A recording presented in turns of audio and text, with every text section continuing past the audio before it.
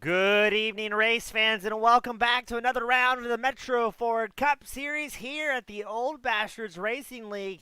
Today, we're at the virtual Texas Motor Speedway, where we're still in our chase playoffs. We've whittled it down to 8 drivers. We've got 3 rounds today at Texas, next week at Kansas, and then Martinsville. But before we go into our championship battle of 4 drivers, as always, on behalf of Team Goon Squad Broadcasting, my name is James E. Spring of the action, 1080p, 60 frames a second, as we get ready to send out about 30 drivers in single car qualifying here today.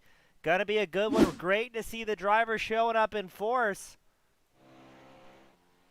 As we'll take a look to see what Brian Lindsay and the number 24 machine can do out for his opening hot laps today. Now again, we've whittled it down to 8 drivers in the chase playoff. It's Dwayne MacArthur, Thomas Ogle, Josh Robinson, Andrew Hess, Patrick Milligan, Steve Thompson, Gary Kipfer, and Brian Lynch still in the chase playoff. Still anybody's guess. As we've seen in the past, some drivers a little bit more comfortable at different tracks.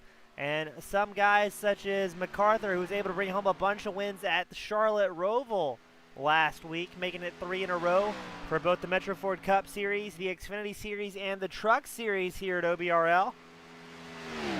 But let's see what we're going to do as we go 200 laps here at Texas. See who's going to put down the best time. Warsdale clicks off his first lap with a 30.61. Lindsay with a 30.74 on his opening lap. Let's see what he can prove. Titanium, Michael Everhart, he puts it provisionally in third with a 39.2. But let's see if it's going to be one of those tracks where the times get a lot faster on the second time lap for these guys. I believe it should be. Generally, these mile-and-a-halfers, you can see guys run kind of the high line before dropping down low to carry a little bit more speed, make the track a little bit smaller. As Lindsay, with his second lap, he gets a little bit faster with a 30.57. Let's check on Steve the Mule Thompson in the number 67 machine. See what he can do in the Toyota.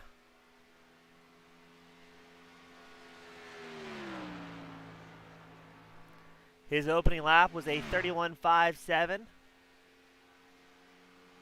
Right now, it's still Warsdale on pole with a 30.51. Thompson clicks off a 30.59, about 0.08 of a second off of pole.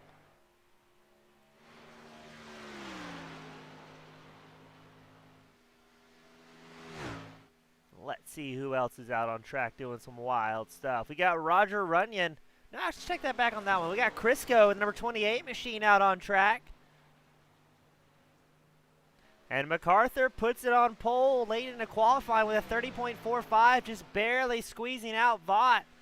1/100th of a second separating those two drivers in qualifying. We've got a few triple-digit numbers here today. Again, if it's your first time tuned into the Metro Ford Cup Series, you will see drivers with 3-digit numbers. That signifies they're a new guy or maybe a returning driver after a long hiatus.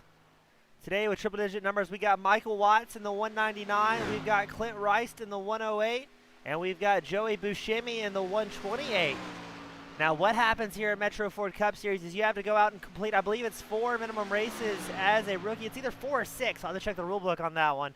But basically prove that you're not going to be a hazard to yourself or your competitors around you before they let you go out and qualify with the big dogs. So always cool seeing the triple-digit guys come out in force. Getting more familiar with mostly the other drivers. A lot of the guys we see here joining OBRL have checked out different leagues and maybe looking for something cleaner or something better that fits their time slot before showing up to the Metro Ford Cup Series every Sunday morning. Crisco clicks off a 30.81 as his fastest, good enough for a provisional 9th. And let's see who else is going out on track. We got Kipfer in the number 68 machine. His opening lap was a 30.62, which is good enough for 8th so far. Let's see what he can do to improve upon that. And a longer qualifying session here for OBRL. And what you may see is some of the guys watching the track temp and deciding, hey, I need to come in or go out maybe a little bit later. The track could be just a couple degrees cooler, maybe able to find a little bit more speed.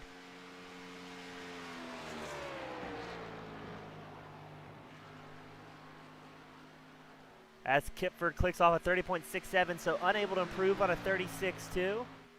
Let's check back on our good friend Patrick Milligan with E-Metro Ford and his Ford Mustang number 18 machine.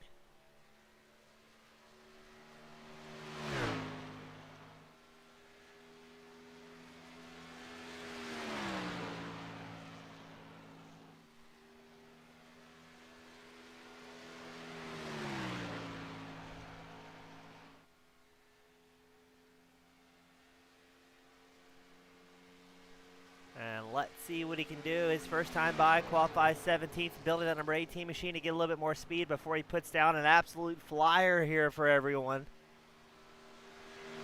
And you get about 30 drivers making it out here today.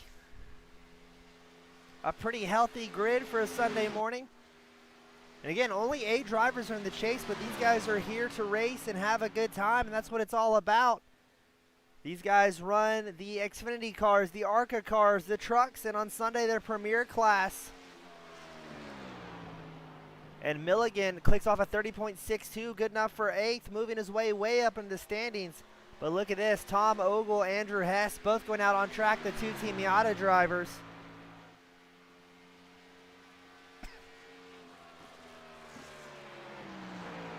Those are a couple of the guys that we historically see go out a little bit later. Josh Robinson, number 23, he is still not put down a qualifying time. Only about 3 minutes left in quali here today.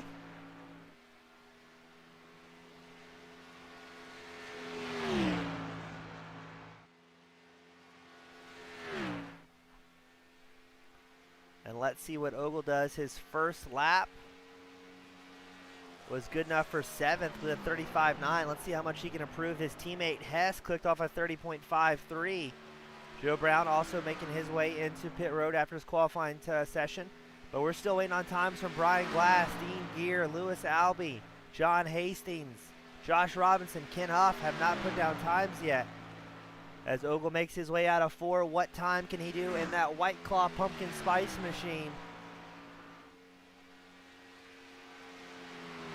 I believe it's going to be a 35.8, so not able to improve much from Ogle.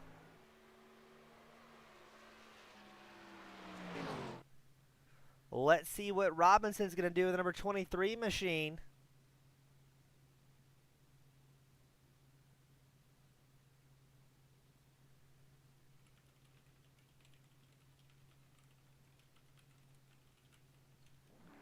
Robinson doesn't seem to be moving yet. There he goes.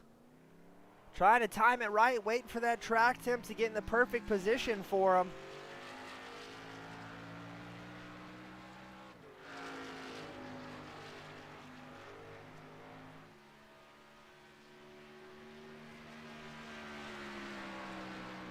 As now Robinson goes out on track.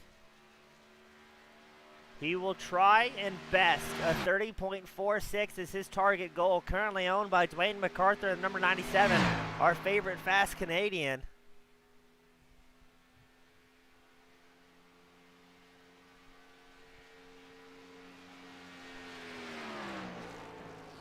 But not leaving himself a lot of time for any mistakes or bobbles. Only about 1 minute and 10 seconds left in qualifying here.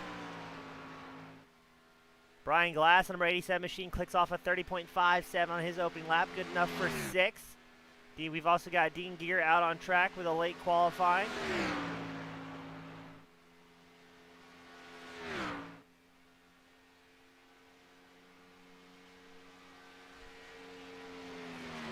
And Josh Robinson's going to put it on pole in his opening lap, a 30.41 here today, edging out MacArthur by 0.05 of a second. He's got to be pumped. Glass pushes his way up into 5th with a 35.1. Dean Gear, he qualifies so far 11th with a 30.6. The only way left to go up for these drivers is up.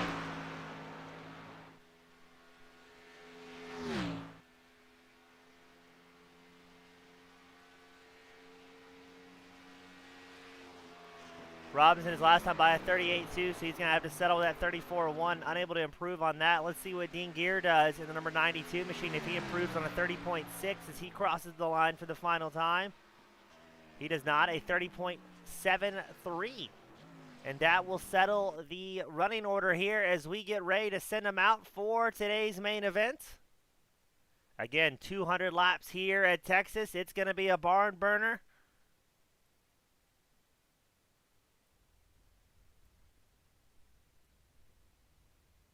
As we go ahead and take a look at today's grid. Starting on pole, Josh Robinson in the number 23 machine. Dwayne MacArthur, the 97, starting second. Jess Vaught starting third in the number 10. Lee Warsdale in the 99 starting fourth. Brian Glass in the 87 starting fifth. Dale Copeland in the number 55 starting sixth. Andrew Hess starting seventh in the 54. Brian Lindsay in the number 8 machine starting, the number 24 machine starting 8th. Tom Ogle in the 11 starting 9th. Steve the Mule Thompson, the 67 machine starting 10th. Dean Gear, the 92 starting 11th. Brian Lynch in the number 15 machine starting 12th. We've got Patrick Milligan, the number 18 starting 13th. Gary Kipper in the 68 will be 14th on today's grid. Joe Brown in the 21 starting 15th. Todd Bosworth in the 42 starting 16th. We've got Robert Gorisco, a.k.a. Crisco, starting 17th. Mike Titanium Everhart starting 18th. Mike Schrader, the number 4, starting 19th. Scales starting 20th. Runyon starting 21st. Hoskins starting 22nd. Clint Rice starting 23rd. Ken Huff starting 24th here today on the grid. Then we've got Joey Bashimi in the 128 starting 25th. Michael Watts, a longtime member, returning here today. He'll be starting 26th. John Hastings starting 27th. And Lewis Albee will round out our grid here today as we get ready to send him out on the grid. And we are going to get this thing started here at the Metro Ford Cup Series at the virtual Texas Motor Speedway.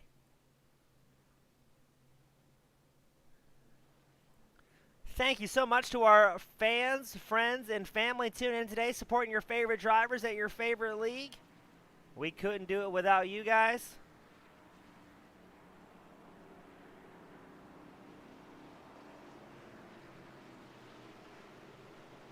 And as always, thank you to Metro Ford for sponsoring the Sunday Morning Cup Series. If you're looking for a new or used vehicle, they can get you financed and they can deliver to your house. Check them out, emetroford.com.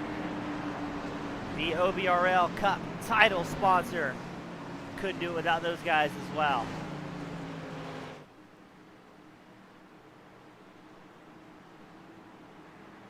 We're going to see what MacArthur and Robinson can do on the front row. It's Vaught and Warsdale, your second row. Glass and Copeland, your third row.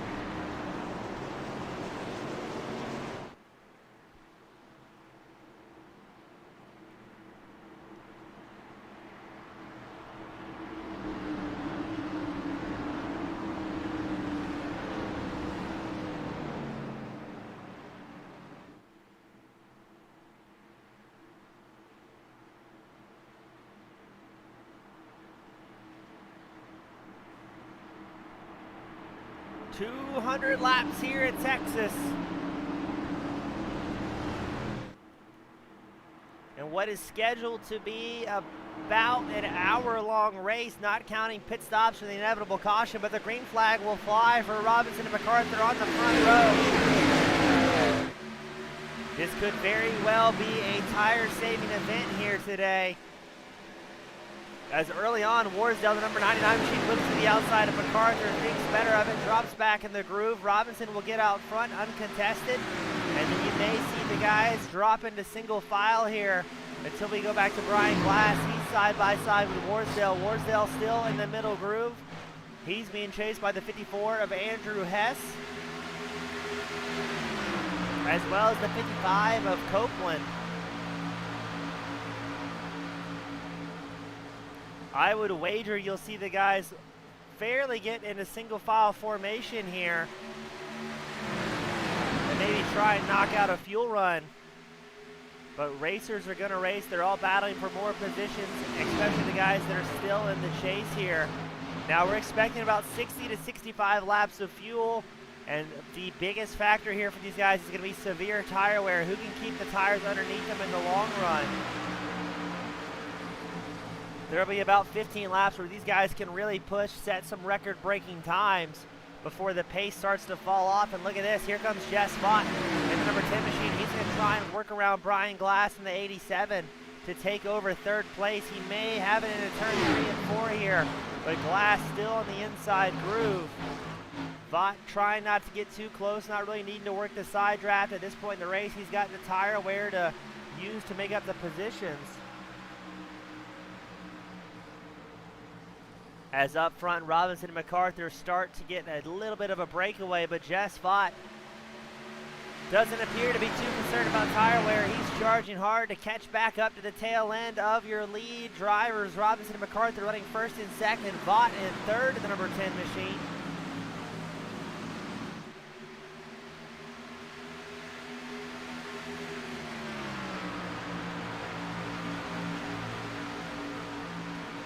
Now tonight will be Jess Vaught's 10th appearance in the Metro Ford Cup Series. He's put it on pole once, and he's been in the top 10 4 different times. Last week at Charles Roval, he got a 10th, at Talladega, a 9th. And since his joining of the OBRL Metro Ford Cup Series, he's got 11 laps led under his belt so far.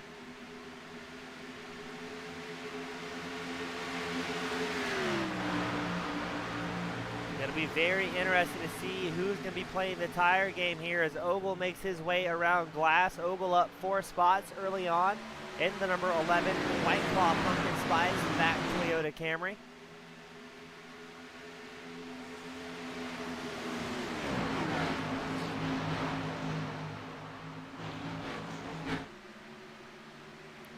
We got a lot going on back in the battle for 21st.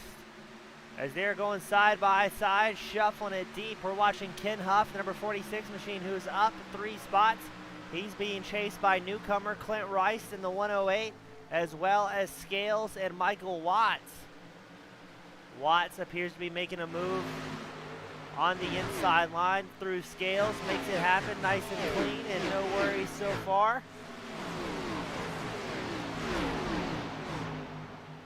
I say it every week, that's probably one of the coolest parts about watching the Metro Ford Cup Series is there's great racing from start to back, a lot of respect amongst our drivers, and a lot of clean racing. I love watching good green flag races where we can see these guys develop their strategy on and off the track.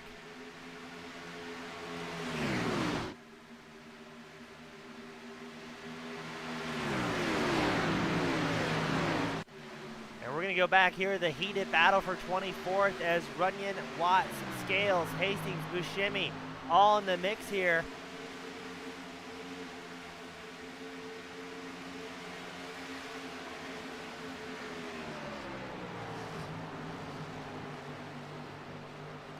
As Runyon trying to catch up to Bosworth, the number 42 machine.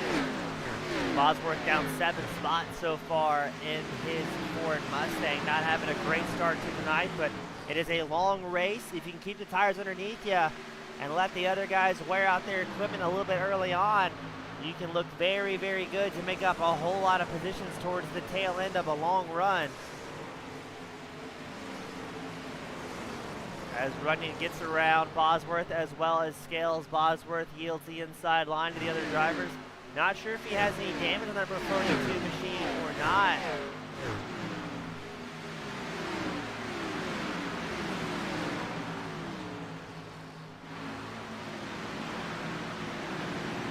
We've also got a battle for 10th shaping up. Milligan going side by side with Dean Gear.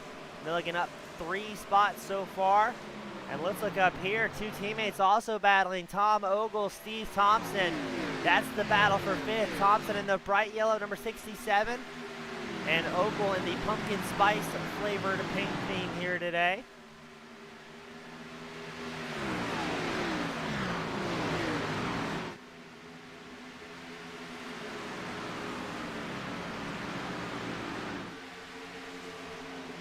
Now Thompson, one of those drivers that is in the Chase playoffs. He's got to know we're only taking the top 4 after these 3 rounds today, next week, and the week after, and then it's whittled down to 4, so every point's going to matter. And with a field this stacked, not a lot of room for mistakes out here. Andrew Hess pulls an outside move along Jess Vaught in the number 10. Hess is up 4 positions in the number 54 machine here today.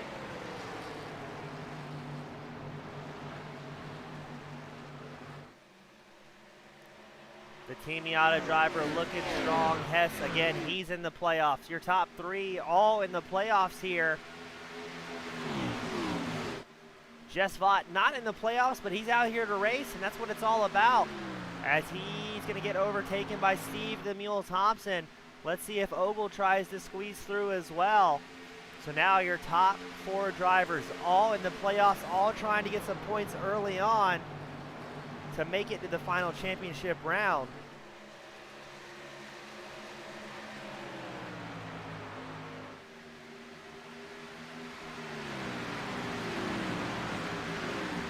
Warsdale and Milligan still battling hard. This is for that 9th place spot as they go side by side. They've also got Joe Brown in the number 21 machine. He wants to stick his nose in the party. As Warsdale and Milligan going side by side are punching a big old hole through the air, allowing Brown to really get up close to him.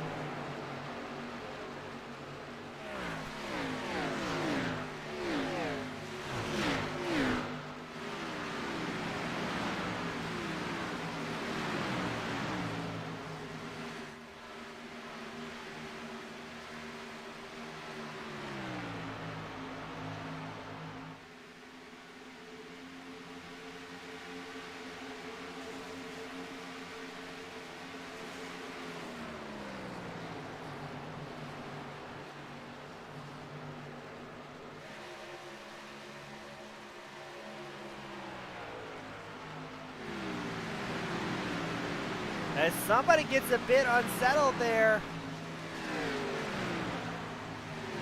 I believe, no, that's going to be possibly lap traffic. Or is it Dean Gear, the 92 machine, got a little bit unsettled. Holds on to it as he's about to face pressure from Lynch and Lindsay. Up front, it's still Robinson, MacArthur, Hess, Thompson, and Vaught rounding out our top five. Robinson has about a 6/10 advantage over second place MacArthur, but it's early on in the run. I don't think you're going to see many guys pushing it too hard too early, trying to keep the tires underneath them for the duration here. Because again, green flag runs are kind of the norm here for the Metro Ford Cup Series. It is very, very rare to see a caution fest unfold every Sunday morning.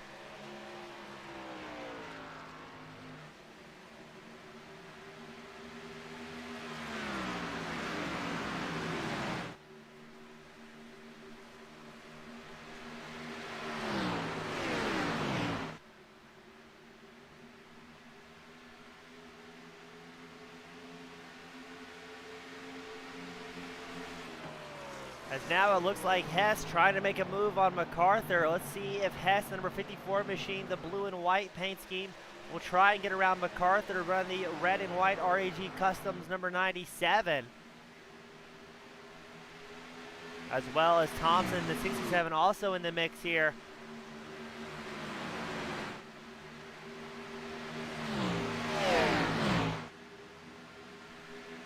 I would imagine our top five is going to take it relatively easy, try and get their first pit stop, and then maybe settle things out.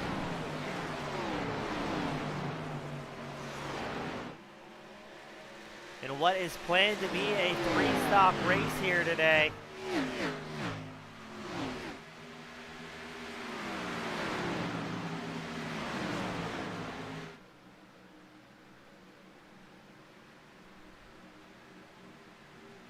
Going to be very interesting to see how the pit strategies break down. Again, these guys are expecting coming around lap 60 to 65.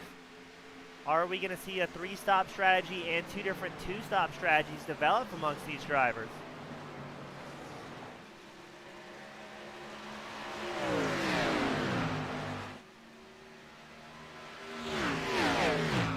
Yeah, because even if they stretch it out all the way to 65 laps, that's still going to be leaving these guys a little bit short.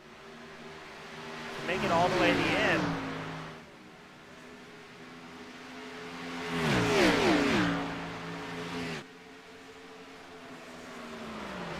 It'll be very interesting to see if we see any two-stop strategies here today. Dean Gear, the number 92, he comes in early on lap 20 for tires and fuel. Not sure if he had any damage on that number 92 machine or not. Let's see if we can get a look at it.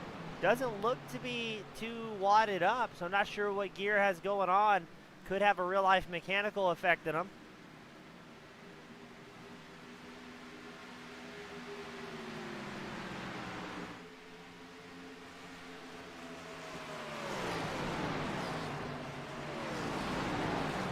So far, these guys keeping it nice and clean all the way through. MacArthur has gained a little bit of time on Robinson,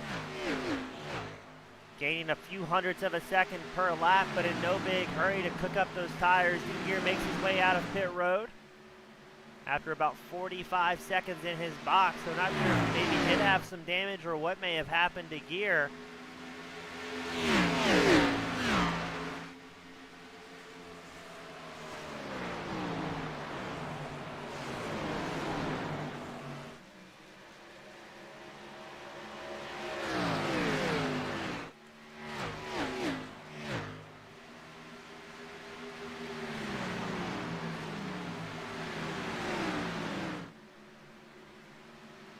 We're going to cycle a little bit further back in the field. Hoskins, he's in a heated battle with Scales. Shimmy right behind in the 128 machine. This will be the battle for 22nd developing. Hoskins on the outside line, Scales on the inside line. Buscemi is going to run that middle groove as well to try and give some support to Hoskins. You've also got Todd Bosworth, Lewis Albee, Roger Runyon all in the mix here. No strangers to good racing. As I believe it's Bosworth, the number 42 machine. We see a pretty good blink as we go onboard with Scales. Watching the back of the AARP sponsored number 66 Ford Mustang of Hoskins. Scales always run a very clean Mandalorian paint here for the Metro Ford Cup Series. Oh, Hoskins has a bit of a bobble. Scales narrowly avoids him. They may go side by side through the tri-oval. Scales checked up a little much to take advantage of it, but a little bit of a white knuckle moment for both of these drivers.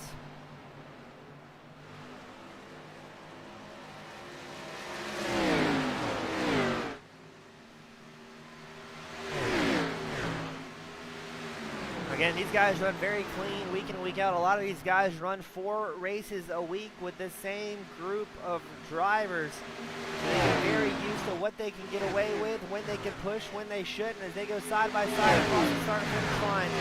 Scales has the lead by about a half a second here over Hoskins, but now Hoskins is going to return the favor into turn 1. As they continue going side by side, Hoskins keeps Scales down on the low line. Buscemi, the 128, just kind of watching to see what these experienced drivers ahead of him decide to do.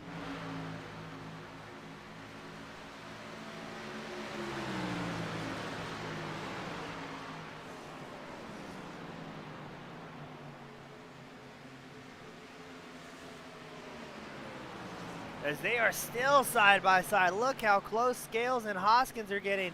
Hoskins might have got a little bit in deeper than he expected. He goes way up the track. Buscemi checks up.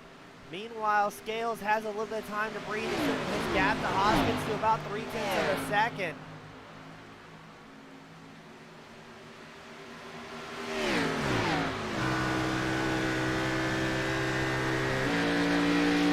Spot may have had a problem. Now he goes behind.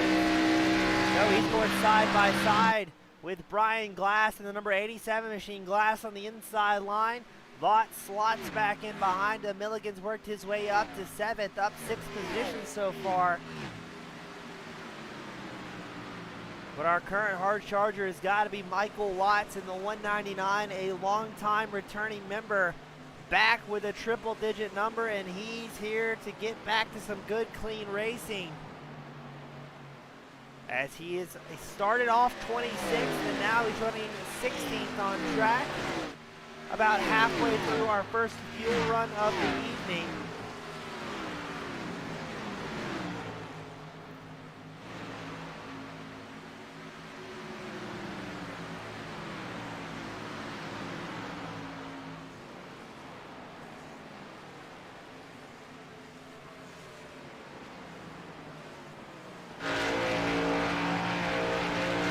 Joe Brown in the number 21 up 5 spots, trying to catch up to both Jeff Spot and Brian Glass. Continue making some moves here. And a very cleanly painted Toyota Camry out there on the track.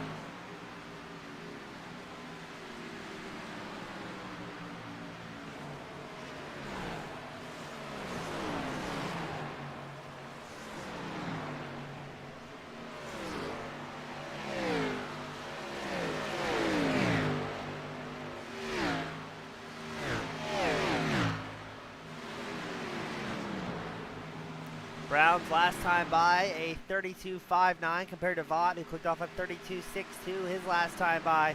Looks like Brown getting a little bit closer here as the tire wear starts to affect everyone differently. Now is the point in the run where you're going to see who kept the tires underneath them and who maybe pushed a little bit too aggressively too early. As we go on board with McCarthy, number 97, he's about a quarter second back from the race leader, Josh Robinson, and about 3 tenths ahead of third place Andrew Hess and the number 54 machine.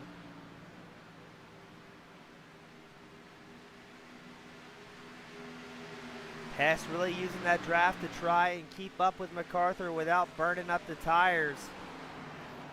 Maybe going through the corners a little bit more tentatively, trying to save the tires, but once you get back in the straights behind the draft, really mashing the loud pedal.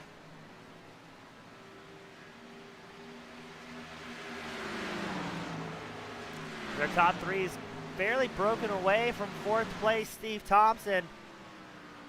Thompson linked up with his teammate Ogle, running fourth and fifth. The two, no, excuse me, that is two different teams.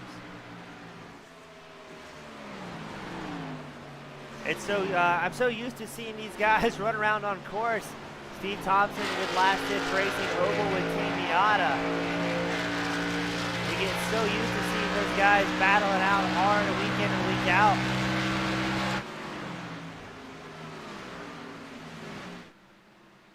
So Thompson is trying to catch up to his teammate MacArthur. Meanwhile, Robinson, your race leader, he's with Team Miata. They're running first, third, and fifth here today. So if they do get a caution, that would really benefit those guys to have all three team drivers on the inside line together.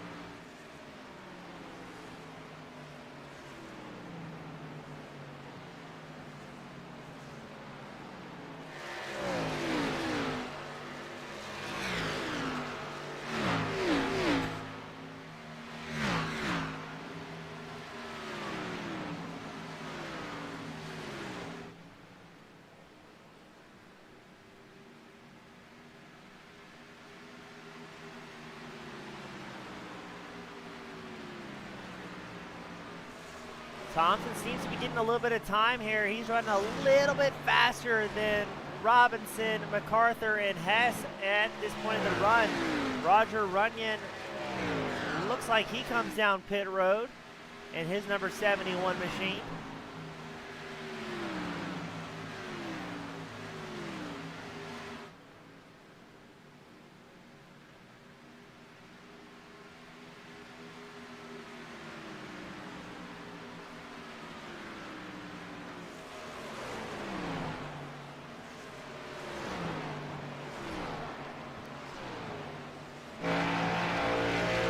On board with MacArthur once more. He's still about a half second back from race leader Josh Robinson.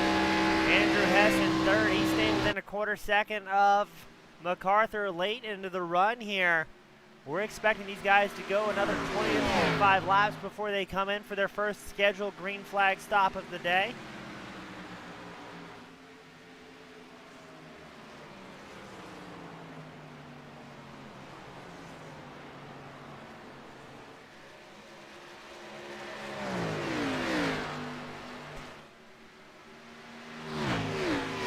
Hess is in the playoffs. He's had 29 starts this season, 4 wins, 2 poles, and he is very consistently one of the fastest drivers. He's got 20 top 5s, 26 top 10s. So it is extremely rare that Hess is not up here in the mix. And he's also got 0 DNFs this season. He averages less than .010 incidents per lap. So Hess, a very clean driver. His last time on the podium was at Darlington. He started started 5th and finished 3rd. And his race result sheet's just so many top 5s. It'd be easier to call out the races he did not have a good luck at. Auto Club, he finished 14th way back on February 28th. On May 2nd, he finished 22nd at Kansas. And then September 12th and 17th at Richmond. Besides those 3 races, he is extremely consistent in being inside the top 10, if not inside the top 5. So going to be looking forward to seeing what Hess can do on strategy here today. As he's backed off the pace ever so slightly. He's about a 1 second back from MacArthur in 2nd. So he might be going into prime time fuel and tire saving mode.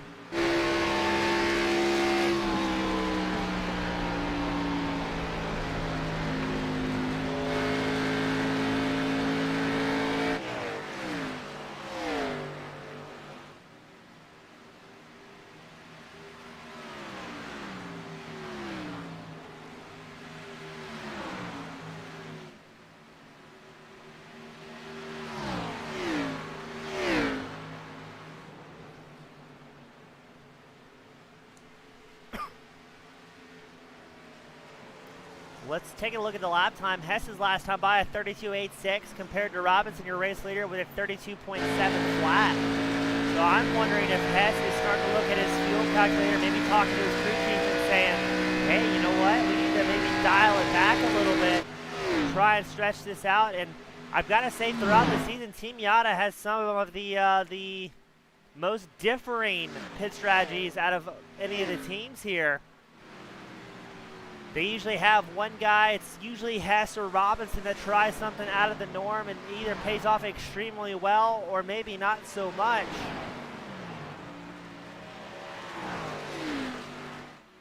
MacArthur staying right with Robinson.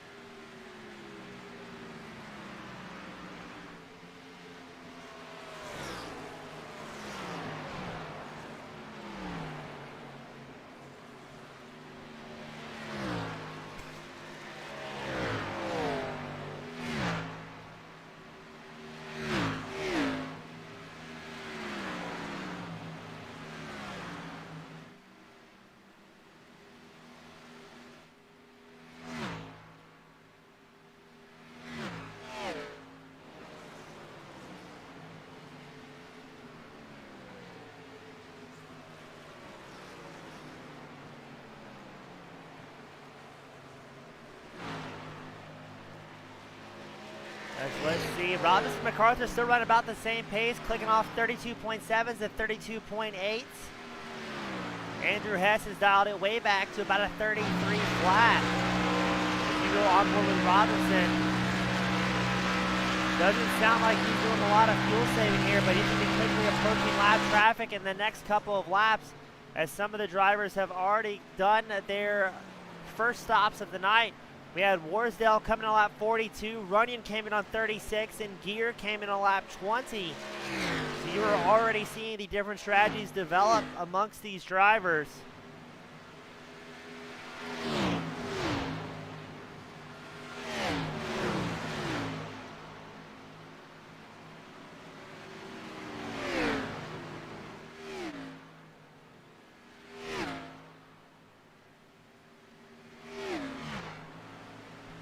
And Robinson will come in for an early stop on lap 49, so I think you're going to see a 3-stop strategy as Steve Thompson, Patrick Lilly, and Joe Brown also come down pit road.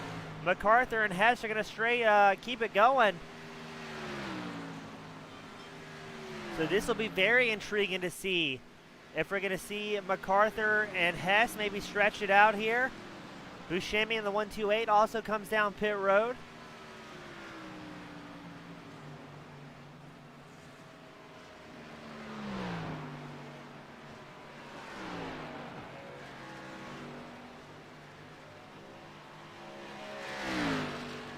as a large portion of the field comes down pit road. Copeland, Ogle, Vaught, Lynch, Watt, Schrader all diving down into pit lane on lap 50. How long is MacArthur and Hess going to stretch it out for?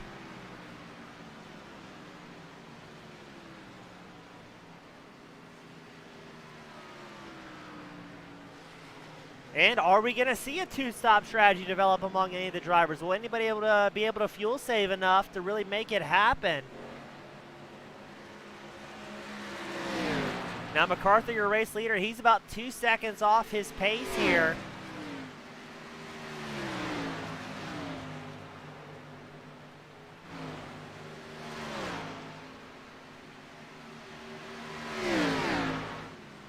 So if he can keep that average pace throughout the run, he's still looking pretty good, as the total pit lane time for these drivers about 45 seconds.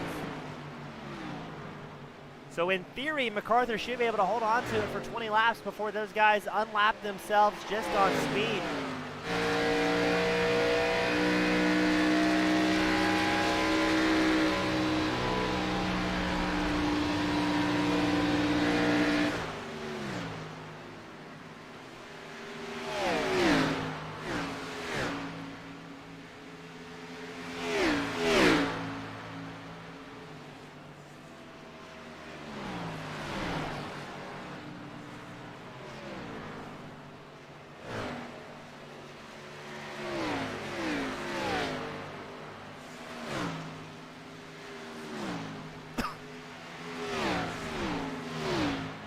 So let's see what's going to happen here today, as there's only 5 drivers on the lead lap that have not come in yet. That's going to be MacArthur, Lindsay, Everhart, Kipfer, and Bosworth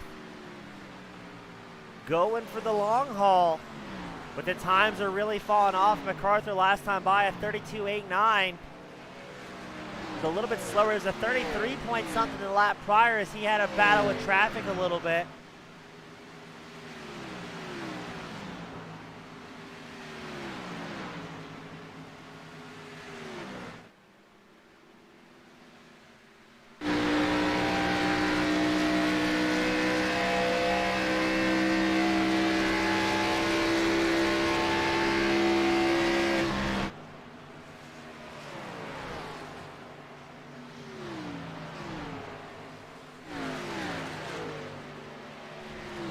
Robinson in the number 23 machine gets back on the lead lap, coming out after his lap 48 pit stop, one of the first drivers to come down pit road.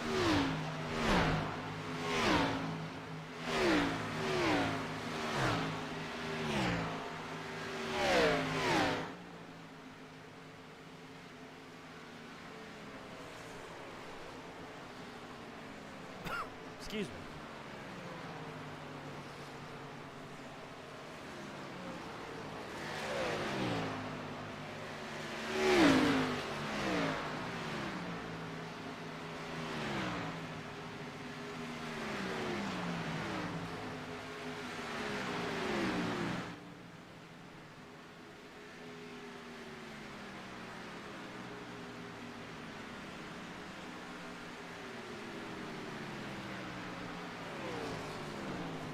Now this is where things get a little bit exciting, as several drivers are going to be on very different strategies here.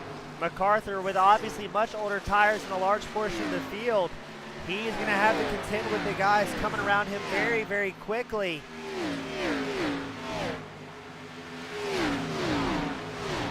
And that is where things can get exciting for these guys.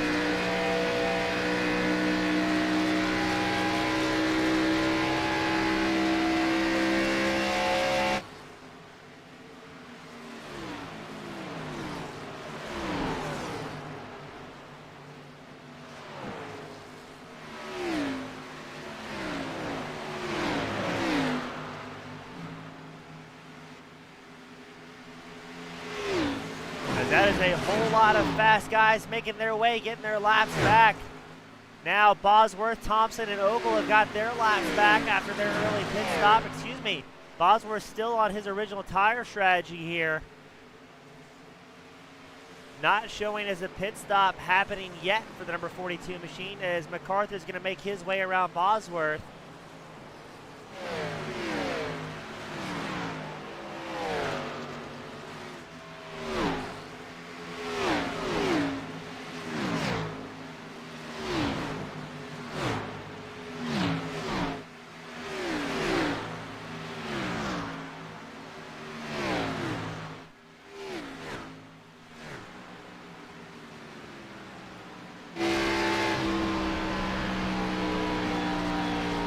listen to the decel of MacArthur, number 97 machine. I'm not sure if that's fuel saving or maybe backing up the corners with how worn out his tires. He's went 60 laps on a set so far. Good to see our friend Casey Carrington joining in here today.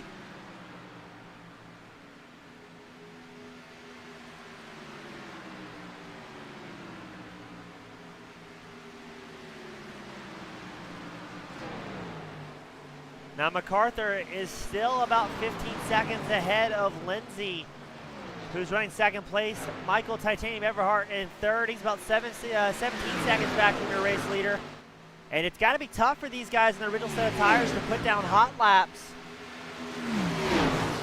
with how heavy the traffic is, with everyone around them taking fresh tires. Did you watch Milligan, the number 18 machine, getting his lap back? Squeezing ahead of MacArthur. Here comes Hoskins as well, trying to get a lap back.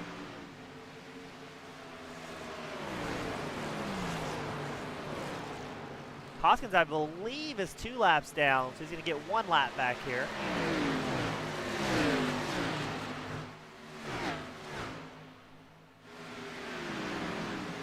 Now again, we expected MacArthur to come in around lap 60 to 65.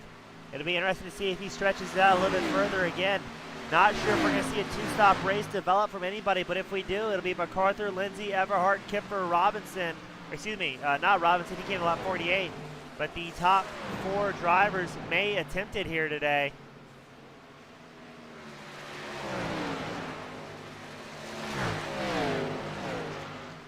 And the other question is, if the 2-stop strategy develops for these guys, how fast will the cars be at the end of that final run for them? As we're Robinson, who got his lap back, number 23 machine, he's only about 19 seconds back from your race leader, MacArthur, and he's over a second a lap faster at this point in his run. Robinson has about 16 laps on his set of tires. MacArthur has a whopping 64 laps on his set.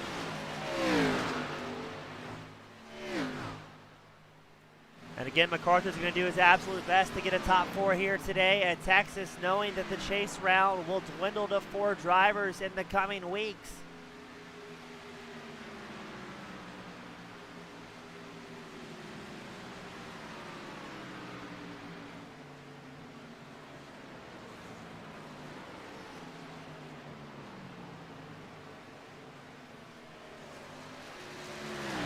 Now we've got 11 drivers on the lead lap after these green flag cycles finish up for the majority of the field. Gary Kipper, the number 68 machine, he's going to come in on lap 65 for his first pit stop of the night.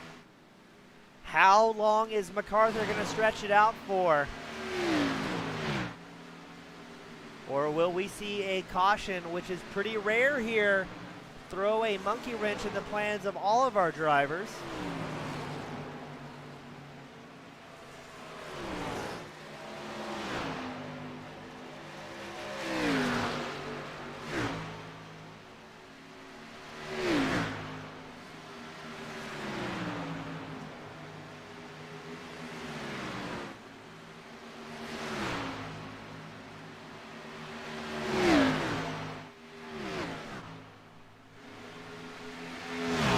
MacArthur stretching out that fuel window again. We expected it to close around lap 65, but doing a fair amount of fuel saving. But here comes Robinson, number 23 machine.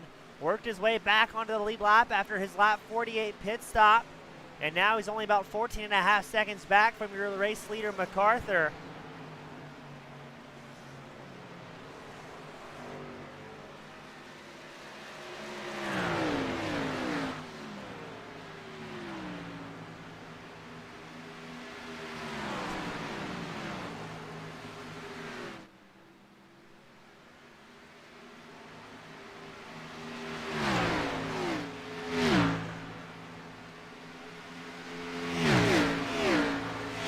Robinson's last time by a 32.14. MacArthur, your race leader, clicked off a 33.2. Now, I would imagine MacArthur will have to pit on fuel before Robinson can catch up to him in about 12 laps here. And yes, your race leader, MacArthur, will come in on lap 68.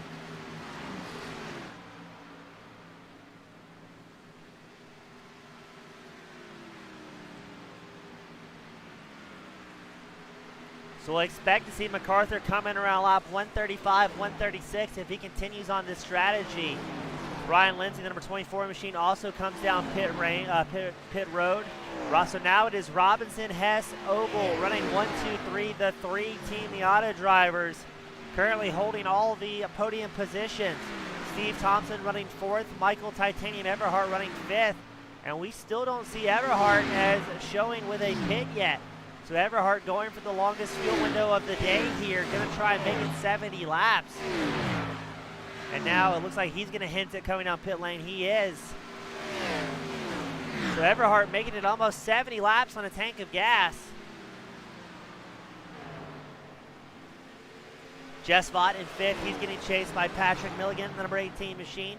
Both these drivers came in around lap 48, 49.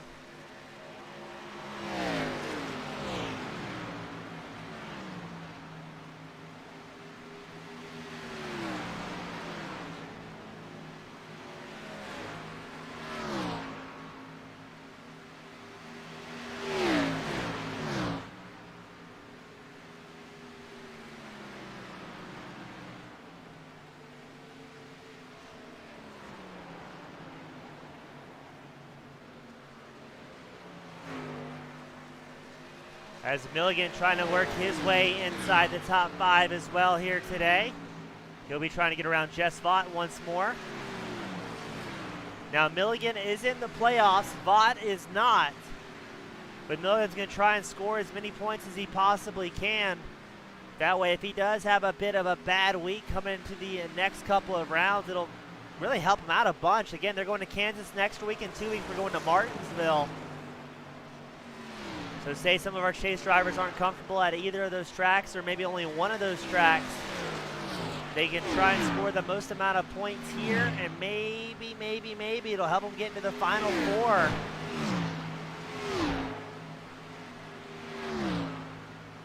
Let's see what MacArthur is. MacArthur, after his late pit stop on lap 68, he comes back out on track in around 12th place.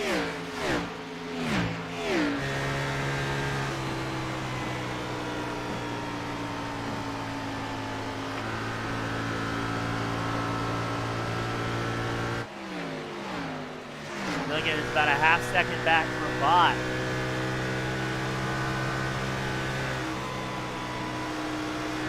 So as far as chase drivers go, Milligan, who's 6th on track, he's about 5th amongst the chase drivers.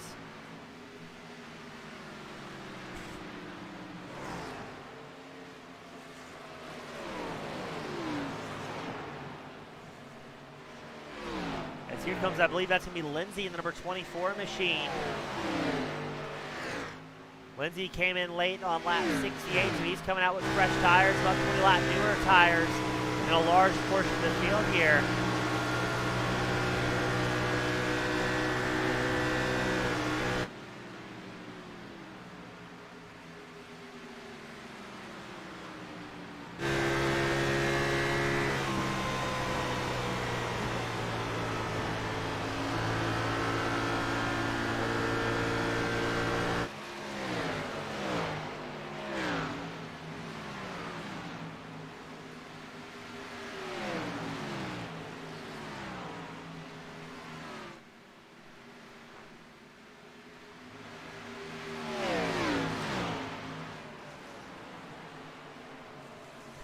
Milligan not really rushing here, maybe happy to stay in a groove behind Vaught and get through another fuel window. So we're expecting these guys to come in around lap 100 and then one lap 50 to finish off the night if they continue on their same strategy.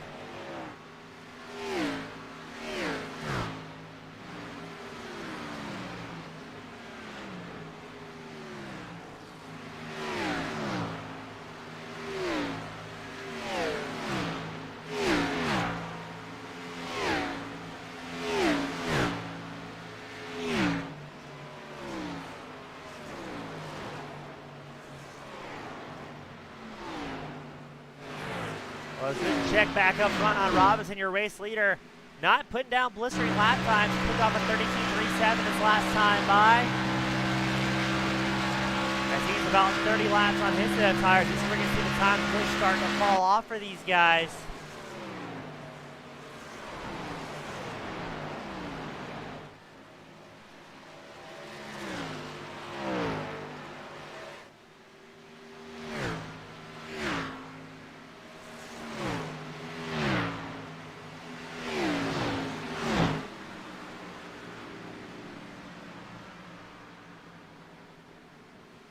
Let's see other battles going out on track.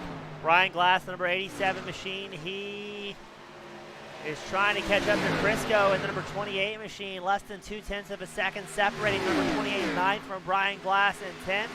We've also got MacArthur making his way through the field as well, number 97 machine. MacArthur looks to the inside line against the number 55 machine of Dale Copeland. And now he's also going to look at the inside of Brian Glass, getting through easy at the start-finish line. Tucks in right ahead of Glass. Now he's behind Crisco. Crisco yields the inside line, and MacArthur with the newer tires. MacArthur will find himself once again inside the top 10.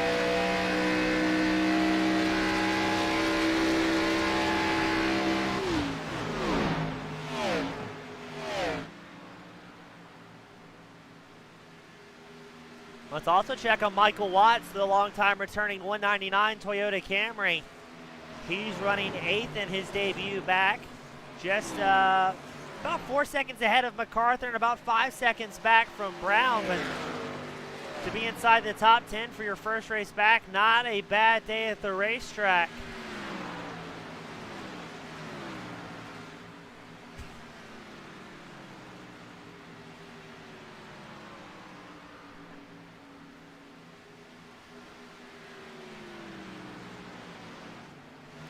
Andrew Hess currently second on track, still searching for that elusive win here.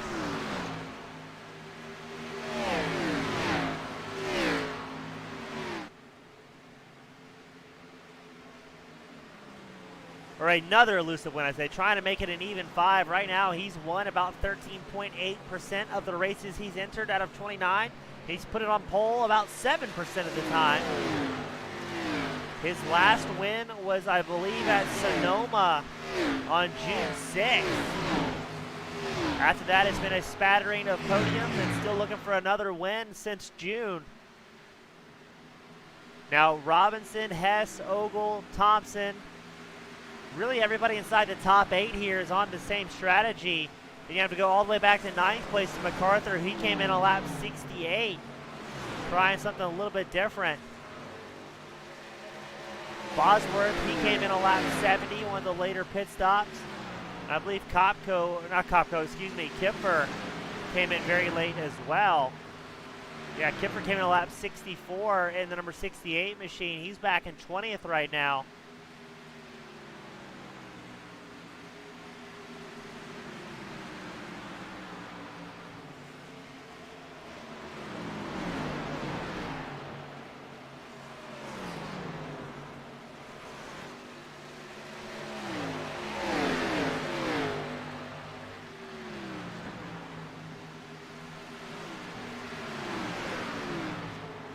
Andrew Hess with a whole lot of traffic in front of him will have to be careful weaving through the field here. That's number 32 machine of Hastings right in front of him in the Tide painted Chevrolet. Hastings will yield the inside line to allow Hess to make his way through nice and clean. Now Hastings on the same tire strategy as Hess, coming around that lap 48 to 50 mark.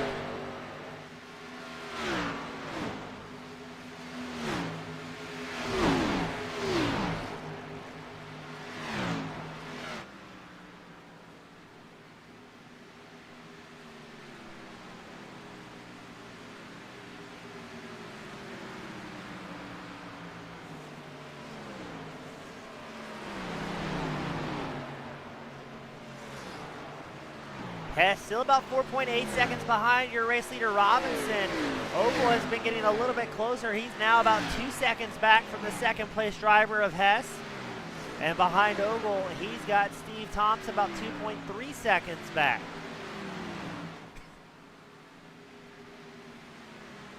Now again, if these guys stay on the same strategy, they should be coming in around a lap 100 or so.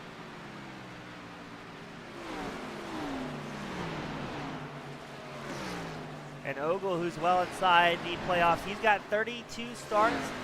21 of those has been in a top 5 point scoring position. The last time we saw Ogle on the top spot of the podium was at Las Vegas and at Bristol, September 19th and 26th. Where at Las Vegas, out of 160 laps, he led 127 of them. And at Bristol, it was a dominant performance. He led 298 laps out of 300. So Ogle, no stranger to winning or a podium position, looking to try and win the championship this year for the Metro Ford Cup Series. And I'll be intrigued to see if these guys come in on lap 100 to stay on the same strategy they appear to be. Because again, it's three teammates running 1, 2, 3. Robinson, Hess, Ogle, all Team Miata drivers. Hess looks like he's the only Chevy on the team. Not sure if he missed the memo going into the season or maybe had some sponsor obligations, as the majority of the team is out there in Toyota, which is odd because they're Team Miata.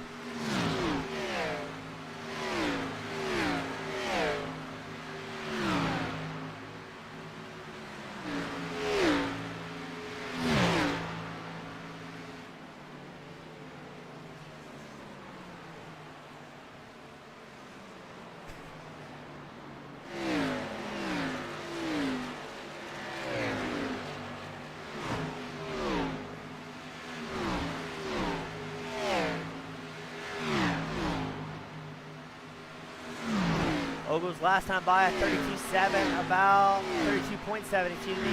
He's about 2 seconds off his fastest lap of the race. He clicked off a 30.79 early on in tonight's event.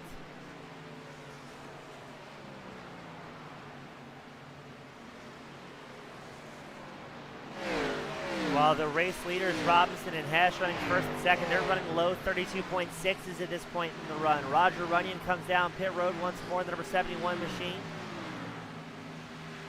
Maybe realizing, hey, tonight's not going the way I thought it would. Let's salvage the race, keep it clean.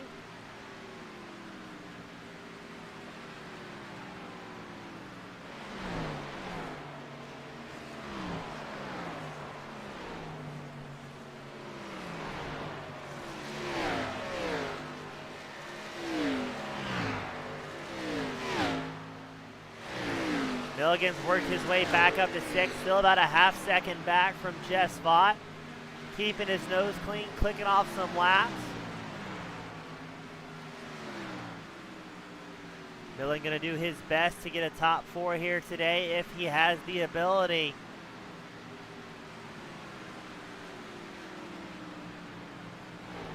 And he's been very consistent behind Vaught. Not sure if he's letting Vaught push the air away or what the plan is.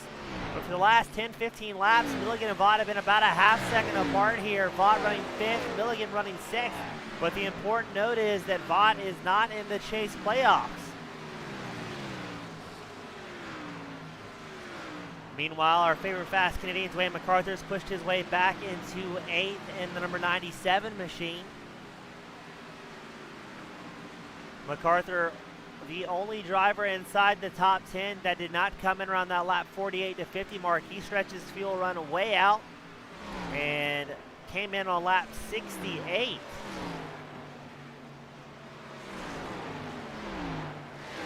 And again, MacArthur was one of the most dominant drivers last week, as all of the Old Bastards Racing League drivers, except the ARCA Series, ran at the Charlotte Roval. MacArthur picked up a win in the Xfinity Series, picked up a win in the Truck Series, and then made it a perfect hat trick, winning Sunday morning in the Metro Ford Cup Series at the Roval.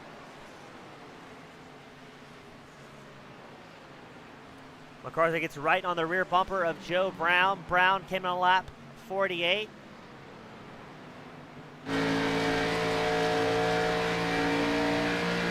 MacArthur will get through nice and easy.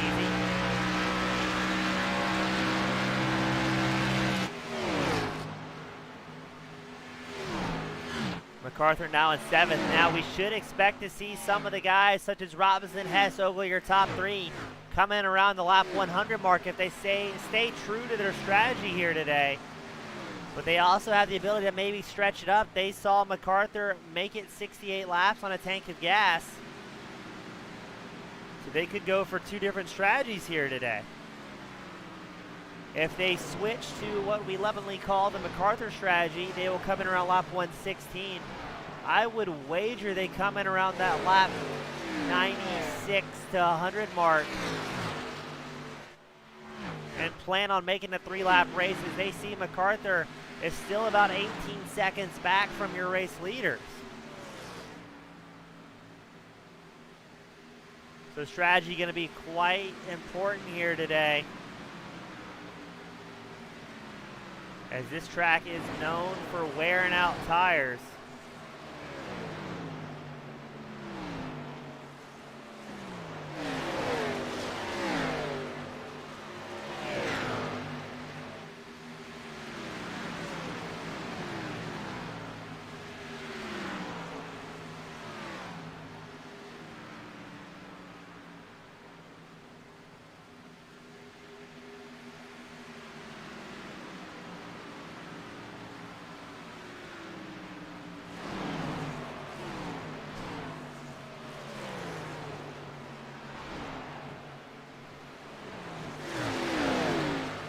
Steve Thompson, number 67 machine, he comes in on lap 98.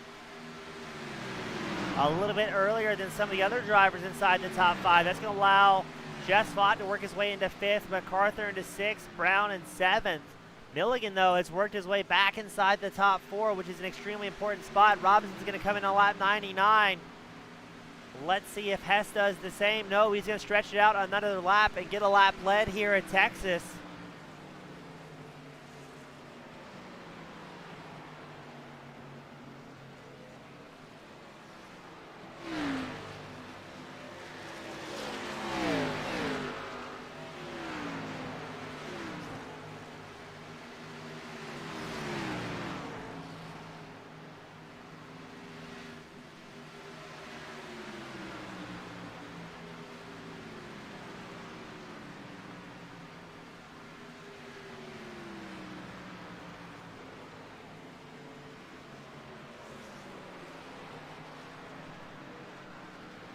And we're going to pull up the live time and scoring tower on the left side of your screen to see where your favorite driver is as the pit cycles get a little bit wild.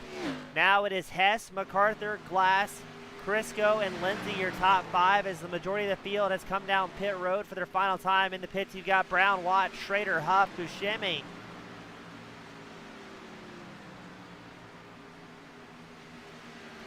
So we've got most of the drivers are on a 3-stop strategy, while MacArthur and we've got Brian Lindsay and Todd Bosworth, as well as Everhart, that may be on a 2-stop strategy here today. Or they may make it a 3-stop and plan on putting fresh tires on very late into the race.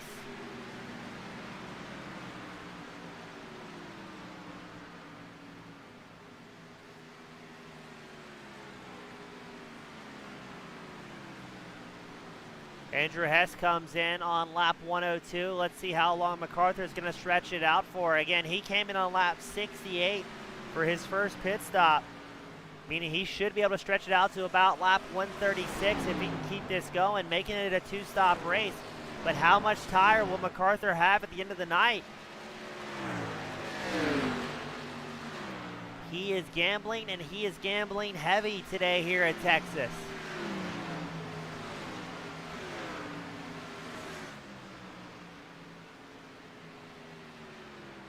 Robinson coming out of pit lane after his lap 99 pit stop. He's only about 20 seconds back from your race leader, MacArthur.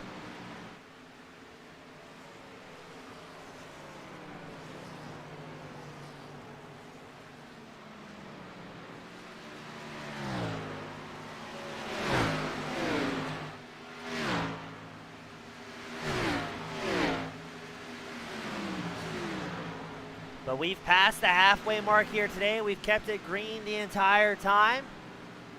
MacArthur will get a few more laps led. Brian Lindsay trying to work on Glass in the number 87 machine. Lindsay in the rainbow number 24 machine, running the Jeff Gordon livery here today.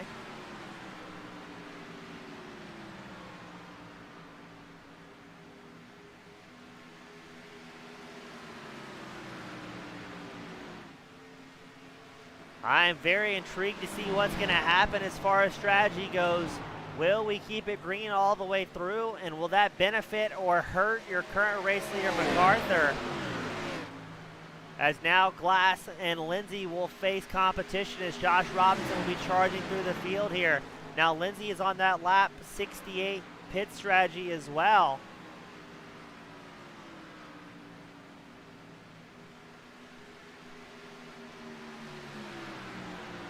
Glass's last pit stop was lap 50, so he's going for a bit of a audible here.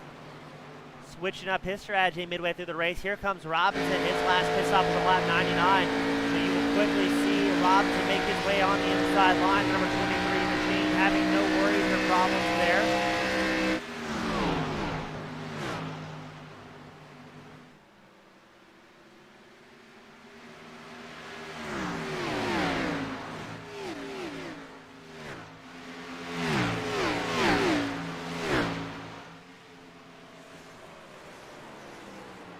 Robinson works his way back into second. He's about 17 seconds back from, about 15 seconds back from your race leader, MacArthur.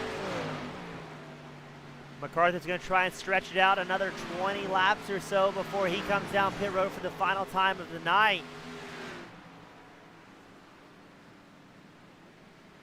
We're going to cycle a little bit further back. You've got Michael Watts putting some pressure on Kipper, the number 68 machine. This will be the battle for 10th on track. Watts came out of pit road on lap 99. Kipper has not been in his box since lap 64.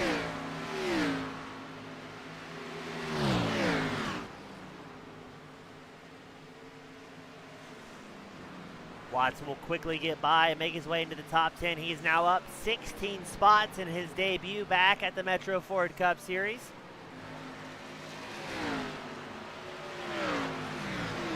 And the highest runner of our triple-digit returning drivers, again, triple-digit guys, we're not allowed to qualify. As far as the triple digits go, you've got Watts running 10th. You've got Clint Rice in the 108. He's running 18th out on track. And you've also got Joey Buscemi running 19th in the 128 machine. So having a pretty good night for our three-digit guys. Everybody keeping it clean, not having too many issues or worries. Move the camera to Andrew Hess for 54 machine. He's getting around Brian Glass. Hess with a late pit stop lap 102.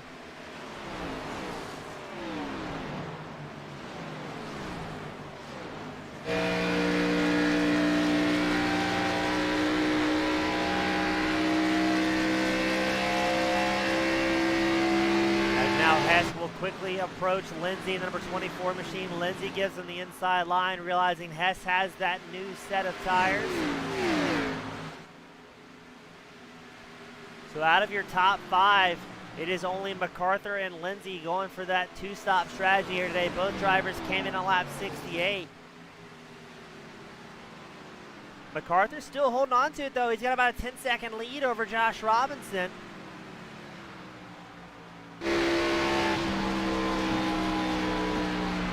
Robinson, his last time by, is about 1.5 seconds faster than MacArthur.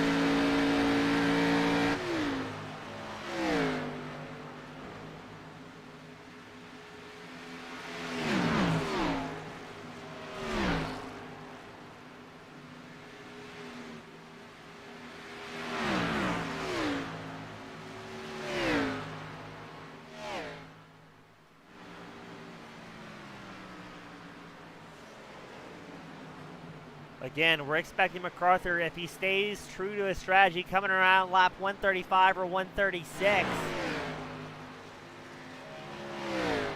But with that 9-second advantage he has over Robinson.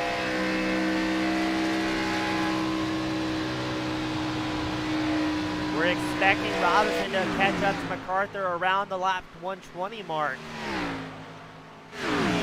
With those fresher set of tires trying to whittle away at the advantage that MacArthur has. And it's going to be a game of chance as far as lap traffic goes as well. MacArthur will have the luxury, the privilege, and the disadvantage of being the first lead lap driver to cut through traffic once more.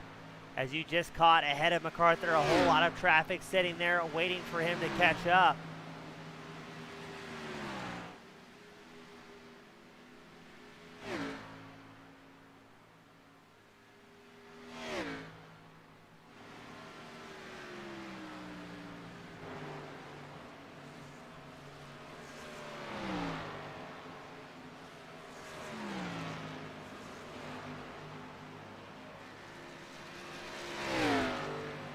MacArthur now about 7 seconds back from MacArthur as he cuts through traffic. That's Titanium Everhart just ahead of your second place runner, the number 23 machine of Robinson. Everhart running the same number 17 livery all season long. Everhart probably one of the cleanest racers we have out here for the Metro Ford Cup Series. Always a consistent top 10, top 15 finisher. And just a great guy to talk to on and off the track. Everhart currently running 21st. Currently, he's about 2 laps down now from your race leaders. MacArthur, Robinson, and Hess running 1, 2, 3.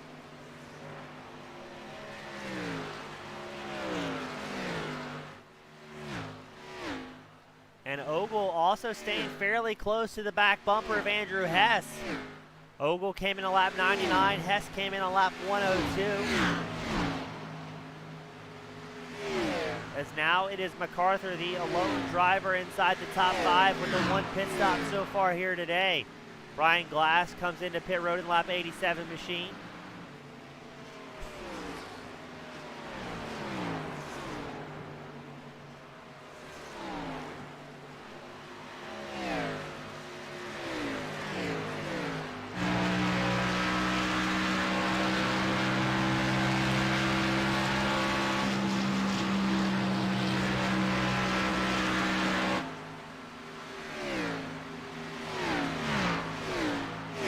Let's talk about Clint Rice in the 108 machine as well. This is his 4th race of the season. So far in the 3 rounds he's completed, he has had 0 incidents so far. He's made it through Bristol, Talladega, and Charlotte Roval. Excuse me, in Charlotte he had a 4X. So, not quite sure why the stats said that. It said he was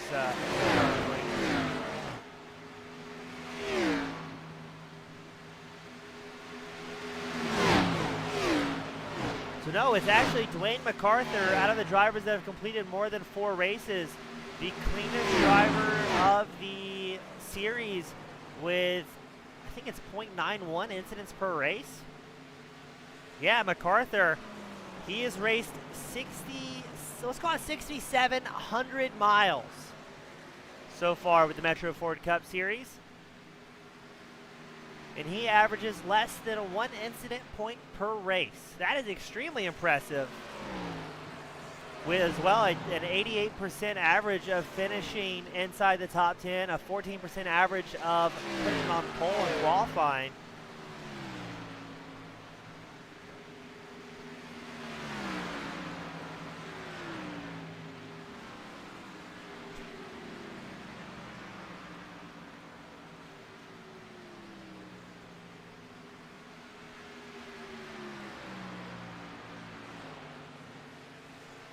MacArthur once again cutting through traffic. Not quite sure who that is ahead of the number 97 race leader. But MacArthur, again, he's going to come in about the next 9 laps to 9 to 15 laps. As Robinson has been gaining some time, he's about 5 to 6 tenths of a lap faster than MacArthur each time by.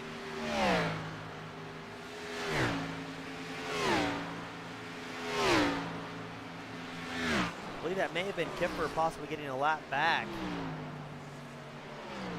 10 drivers still on the lead lap, well past the halfway mark.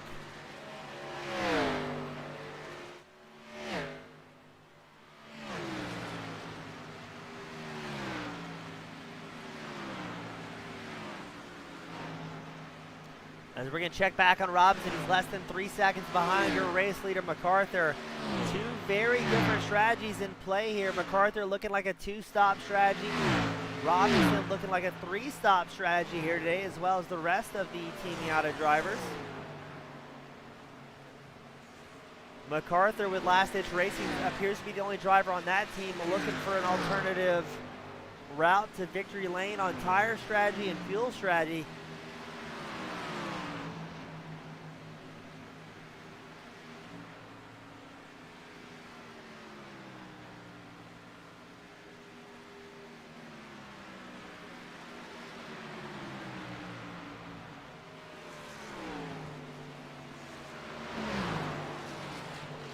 Robinson cutting through traffic, not having too many problems. Now he's about 2.4 seconds back from your race leader, MacArthur. MacArthur expected to box in the next 10 laps or so.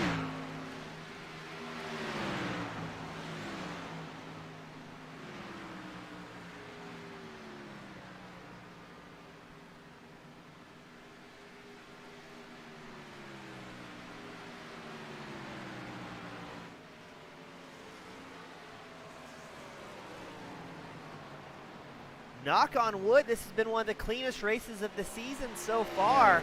Brand green flag runs are the norm here for the Metro Ford Cup Series, but it's very, very often to, occasionally have a spattering of yellows. The occasional 1 or 2 caution races. So far, though, we made it 125 laps under clean green flag conditions. 75 laps left for these drivers.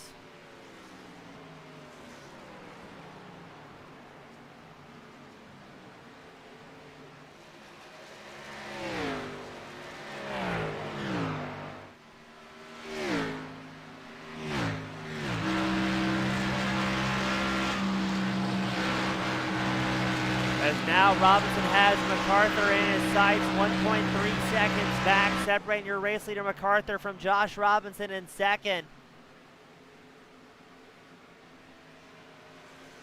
Going to be interesting to see if Robinson catches MacArthur before MacArthur comes down pit road for possibly the final time of the night.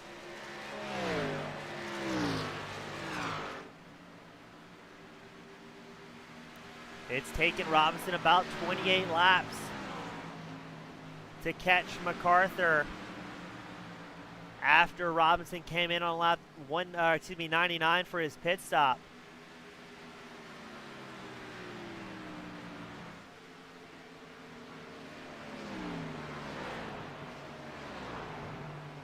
So in theory, that means Robinson will have to come in on lap roughly 50 for his final stop of the night. So he needs to come in about 30 laps left in the race to still hold on to the race lead, I believe, if I'm doing that right. This will be very interesting, as here comes Robinson within 0.4 of a second of your race leader MacArthur, as they cross the start-finish line going into turns 1 and 2.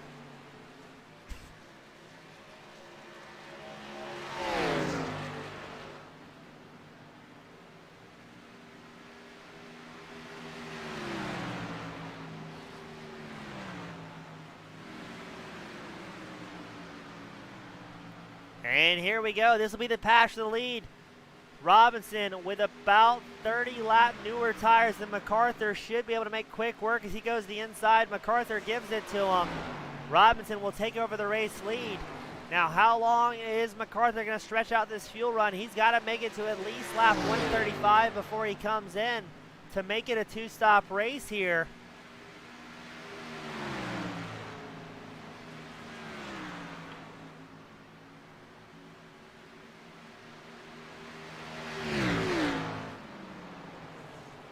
Now MacArthur's got to know, while a win would be nice, a top 4 is almost a necessity in these chase playoffs to make it to the next round.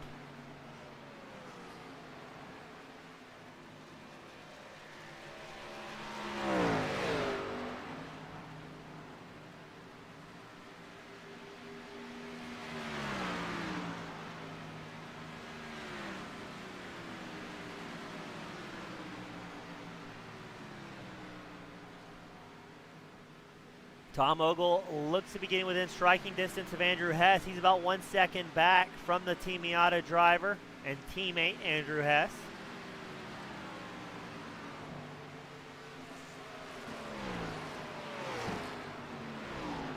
Most of the Team Miata drivers on the same strategy here today. Robinson came in a lap 99. Hess came in a lap 102. Ogle lap 99. So Hess kind of being the dark horse of the team, trying something a little bit different.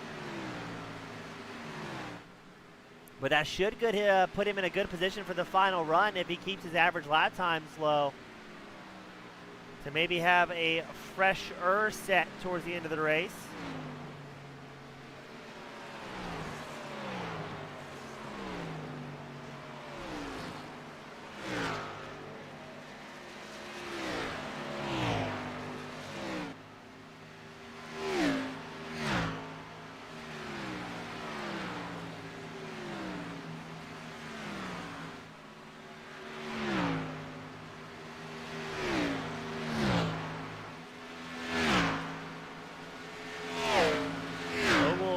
Finding a little bit of time against his teammate. He gained about 1/10 of a second that last time by. He's only about 0.9 back now.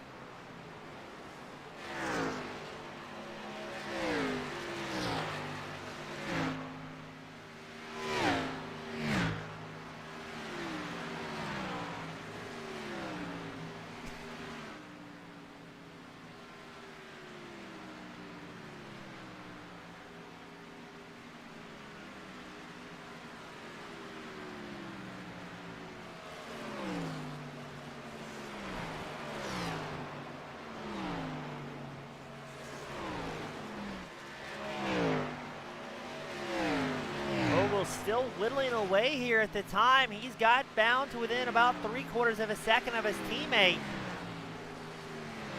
I wonder if Hess is doing a bit of fuel saving, or if Ogle's just mashing down the loud pedal, and MacArthur is going to come in on lap 135. He's going to go for that two-stop strategy, and the number 97 machine, the last-ditch racing teammate, is going to gamble it all here at Texas. An absolute gutsy move, but once you're in that strategy, you've kind of got to commit to it. So let's see how that pans out for MacArthur as he drops down the standings in the number 97 machine. He's led a whole lot of laps here at Texas, and now he drops all the way back to 10th. Should come back out on track around 10th, I believe. But will he stay on the lead lap here? As no, there goes Ogle.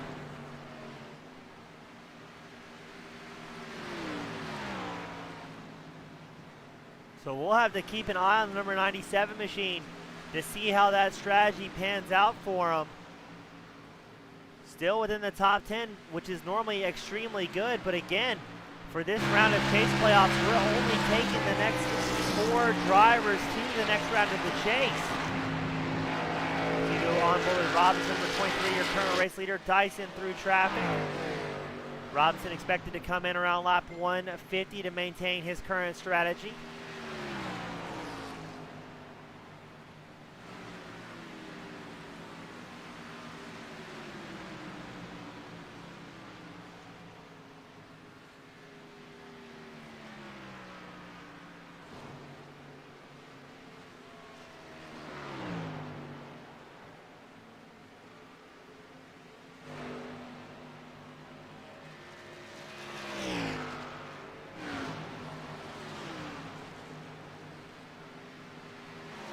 Ogle still trying to catch up to Hess. It's been yo-yoing back to about 7/10 to a second between Hess and Ogle. Oh, gets around the number 99. I believe that's Warsdell. Yes, it is. Warsdell going down another lap here today. So 8 drivers on the lead lap. And only 60 laps left to go. We're expecting everybody inside the top 8 to come in around the lap 150 mark to make it a 3-stop strategy. MacArthur, your lead driver on the 2-stop strategy. He's running 9th on track right now, getting around Ogle.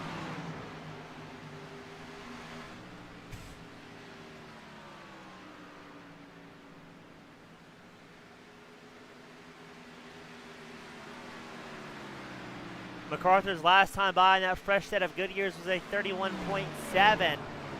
The race leaders, Hess and Robinson. Hess running second, Robinson running first for 32.55s, but MacArthur's got to be very careful here not to push too much on those tires early on to his run, because he knows he's got to stretch it out a little bit longer than the rest of the field.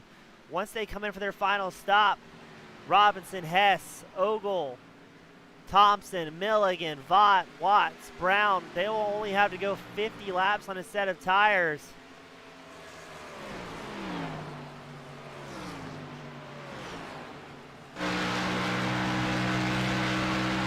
Robinson may have lightly touched the outside wall there.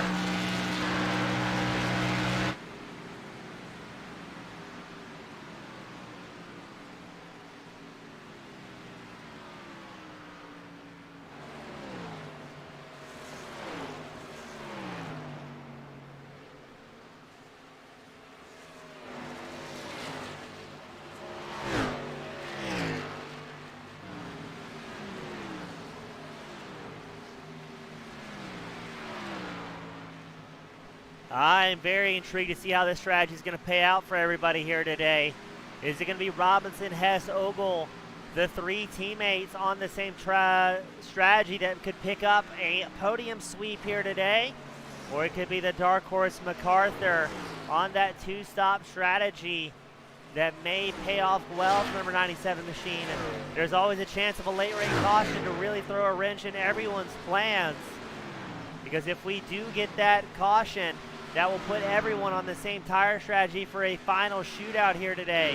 As Titanium Everhart leaves the pit road, Bosworth leaves pit road, Joe Brown comes down pit road, number 21 machine.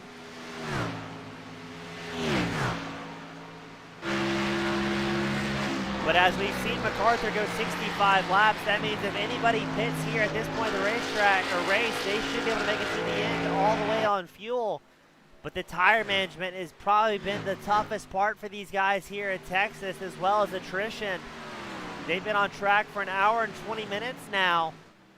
And it's at this point in the race where drivers will be slightly fatigued as the run progresses. Thankfully, all across the United States, temperatures are dropping, so you don't have the summer heat for some of these guys to contend with as much. I know it's a cool day here in Georgia as well. Not the usual barn burner we've had in the past. As today it's about a nice balmy 64 degrees outside the broadcast booth. Our friends up north, especially our Canadian brothers, not dealing with the temps quite as much. Current hard charger Michael Watts in the 199. He's up 19 spots, working his way up into 7th. As everybody in the lead lap is on the same strategy here, coming in on lap 99 to 100. And again, only 7 drivers on the lead lap. Your top 7 drivers all coming in on lap 199. And just down 1 lap is MacArthur. He's about 32 seconds back from your race leader, so once the top 7 cycles into pit road, that should put MacArthur about 15 seconds ahead of the field. As MacArthur does get his lap back here before these cycles filter out for our leaders.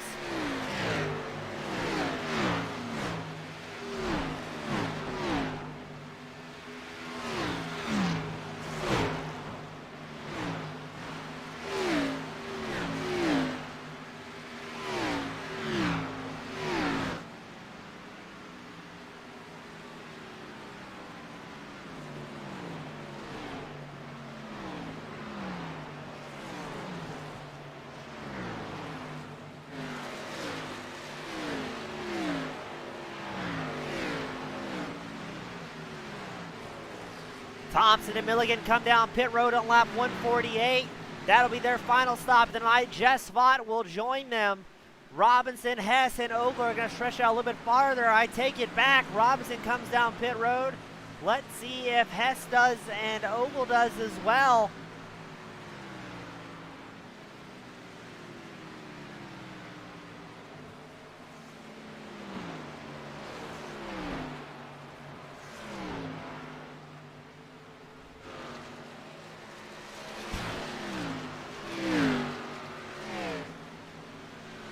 Excuse me. Still really fighting a cough here in the broadcast booth. So Hess will stay out a little bit longer to take over the race lead. MacArthur will get his lap back.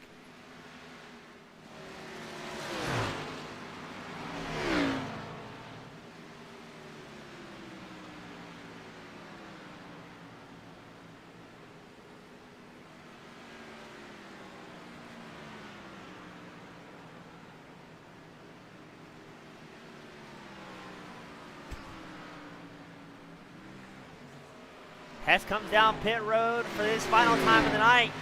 That should put MacArthur as your race leader, but he's only going to be about 12 seconds ahead of Josh Robinson, number 23 machine, with 49 laps left to go. And he will be on a fair amount older tires than the rest of the field, about 15 lap older tires.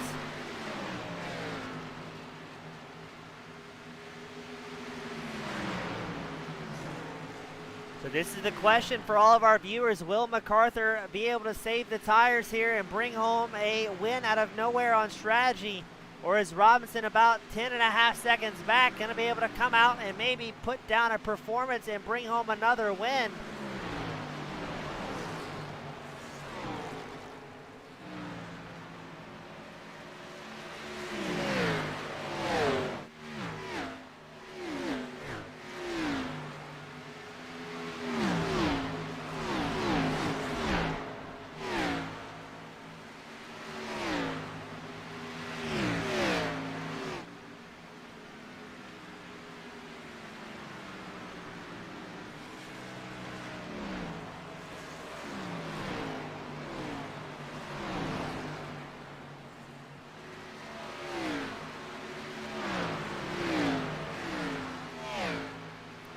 going to cycle back to Robinson running second after his lap 149 pit stop. Bryce currently shows in fourth in the 108 machine, but he will have to be coming in relatively soon. His last pit stop was on lap 105, so he's going to try and stretch out his fuel run, his final fuel run, as long as he possibly can. So he's got the freshest rubber on that car at the finale of the race. So keep an eye on Rice in the 108 Chevrolet to see what he can pull off. Right now it's MacArthur, Robinson, Hess, Ogle, and I believe Milligan will be your top 5 for the final run of the night. The pit cycles are all but completed, except for, I believe, Brian Glass in the number 87. He'll have to come in once more. But I believe as far as the top 10 goes, we are locked in as far as strategy, save for Brian Glass in the 87. We've got about 45 laps left to go. Robinson about 6.7 seconds back from your race leader, MacArthur. But he's going to have a little bit more tire to play with, as he will be on a 15 laps fresher set of Goodyears than your race leader, MacArthur, who's going for that 2-stop strategy. Robinson in second. He's about 6.5 seconds ahead of his teammate, Andrew Hess. And he's also got a teammate in Tom Ogle running fourth.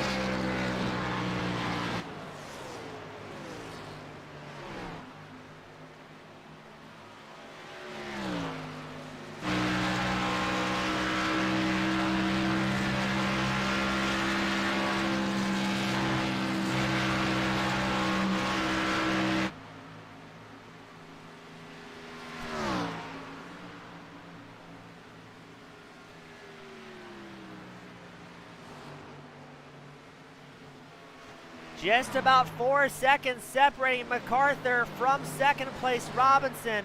Robinson's going to be charging up here, trying to get something going, because he knows if he can get up there and catch MacArthur relatively quickly, he will be able to set the pace, maybe force MacArthur to burn up a little bit more tires than he wants in the final 40 laps of tonight's main event.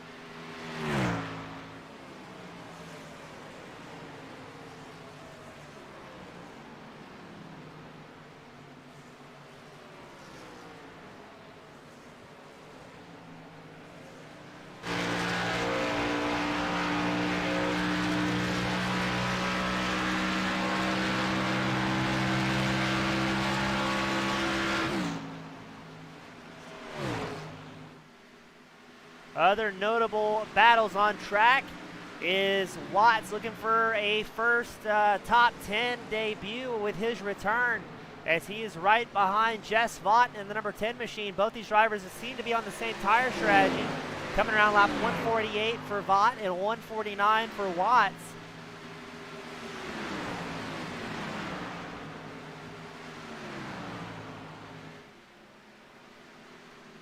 And just ahead of those guys, you've got Brian Glass, Joe Brown.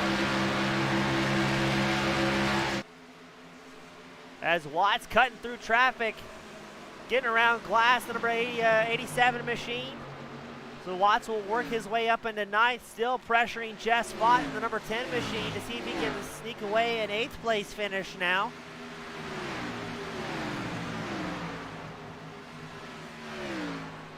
As Vaught will be catching up to Joe Brown as well. So there's going to be a little bit of traffic to contend with just inside the top 10. Watts looking for a way through.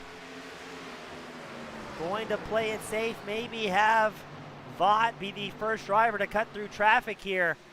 Watts, as a returning member, he's still a triple digit, or considered a triple digit number, so he's got to be careful not wanting to find himself with any big incidents in his return back.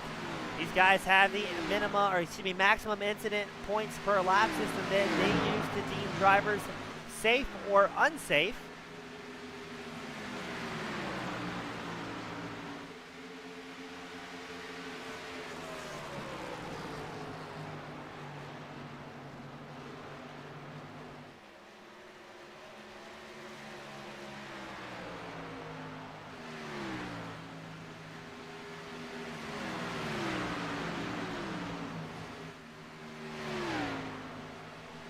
as Watts will stay glued to the tail end of Vaught, but Vaught has worked his way up into 7th. Watts has moved up 18 positions in his first race back in the Metro Ford Cup Series, and now sits comfortably in 8th.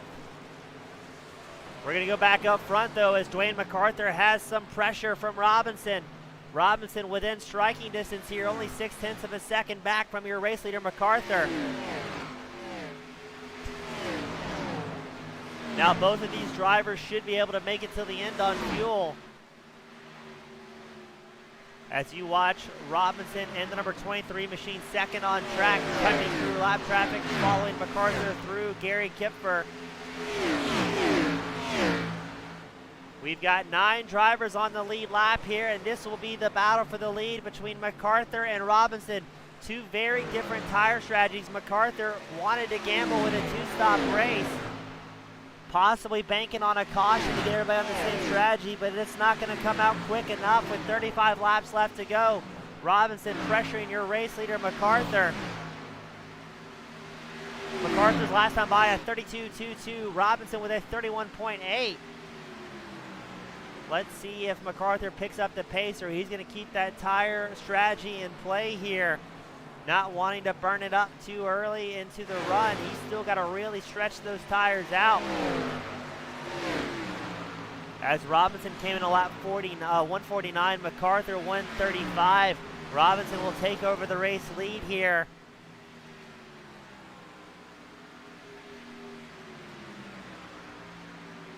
Now, in theory, Robinson should be able to make it nice and easy, not have to worry too much about what MacArthur's going to do, because he knows he has the extra traction available compared to the number 97 machine of MacArthur.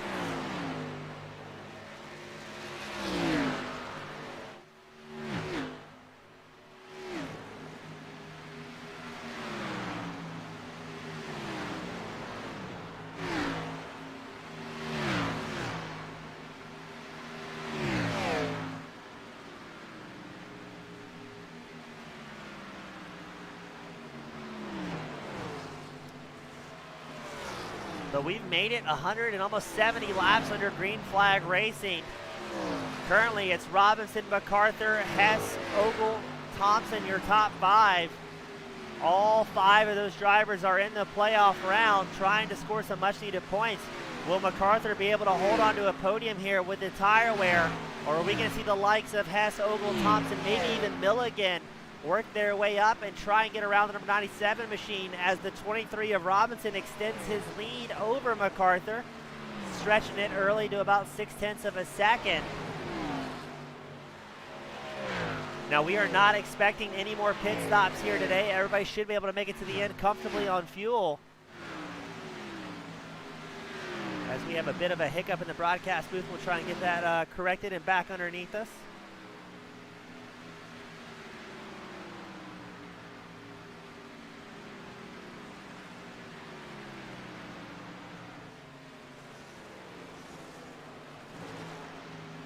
Milligan starting to catch up to Thompson and the number 67 machine to battle for a top 5 spot.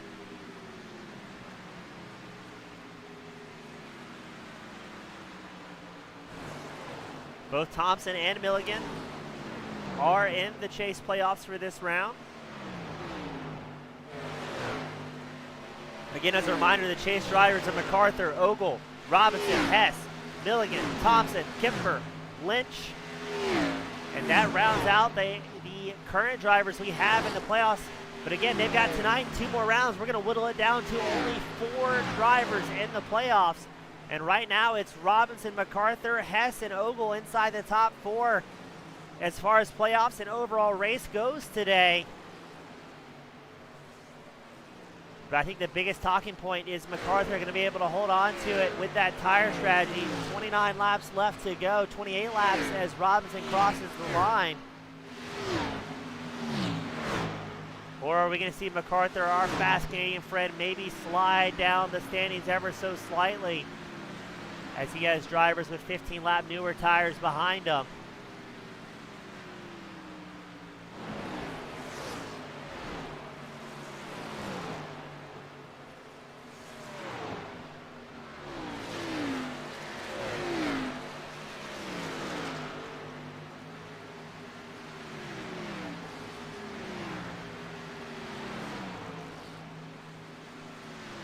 Milligan getting within striking distance of Steve the Mule Thompson for that battle for the 5th place position. Milligan was only about 0.04 of a second faster that last time by. Let's see what it updates to. Only 0.02 of a second that last time by. Thompson with a 32.38, Milligan with a 32.36.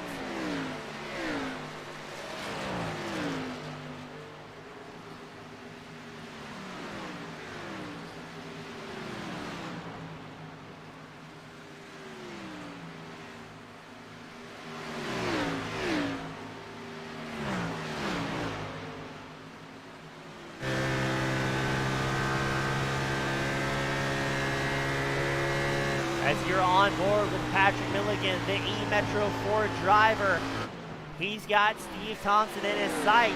It is so common to have all of these top 6 drivers in a battle here. Everybody's so smooth, so consistent week in and week out.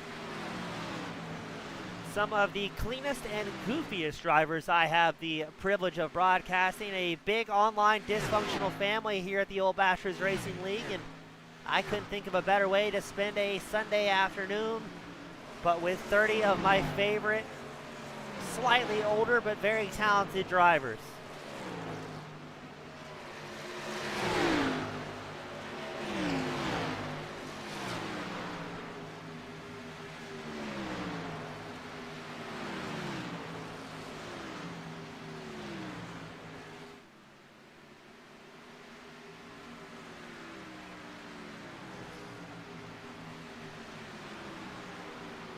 Milligan not quite able to find the time up to Thompson, but he may be saving it for later in the run. This is a game of average lap times compared to overall.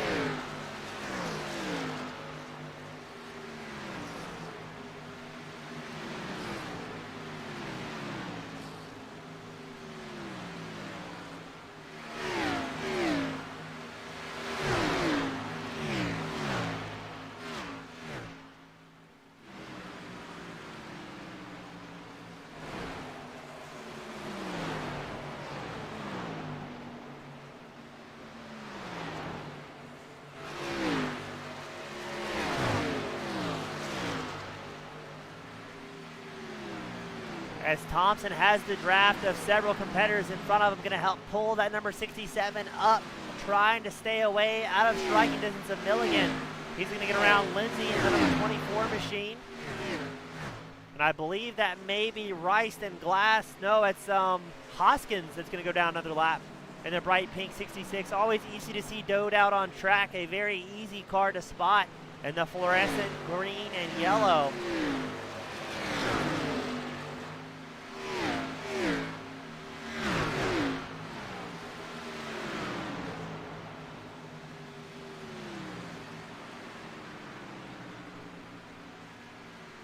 Thompson still comfortably in 5th place. He's about 9 seconds back from Tom Ogle in the number 11 machine.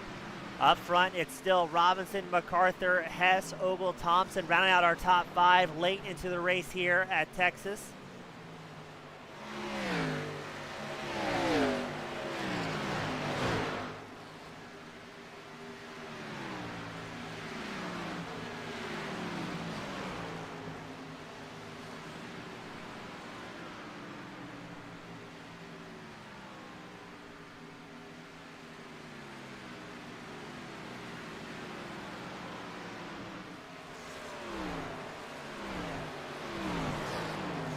Milligan getting a little bit closer to Thompson here. It's down to about 0.4 of a second between Thompson and the number 67 and Milligan and the number 18. Milligan, our current fastest Ford on track, running 6th. You have to go all the way back to 14th with Mike Schrader, our second fastest Ford. That is Robinson out front in his Toyota Camry, MacArthur and Hess running 2nd and 3rd in their Chevrolets. And then you've got Ogle and Thompson also in Toyotas this season.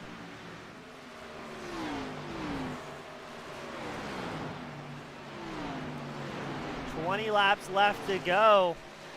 Hess, he's about 1/10 of a lap faster than MacArthur their last time by, and about 1.2 separating our drivers. So in theory, he should be able to catch up to MacArthur if they keep the same place in the next 10 to 12 laps to take over 2nd place. It's going to be interesting to see.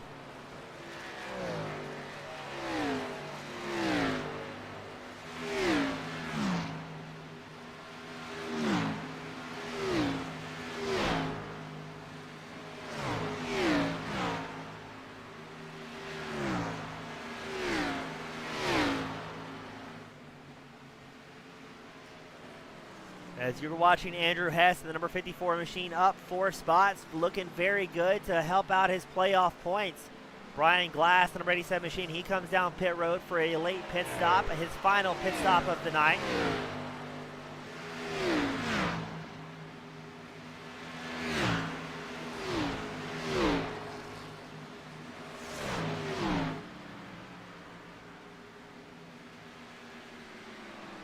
And it looks like Hess gaining some ground here. He was 0.2 faster that last time by. Let's see what it is this lap. Almost 0.3 faster than MacArthur. MacArthur in trouble. As Andrew Hess, now that he has that carrot to chase, he'll wick up the pace just a little bit more.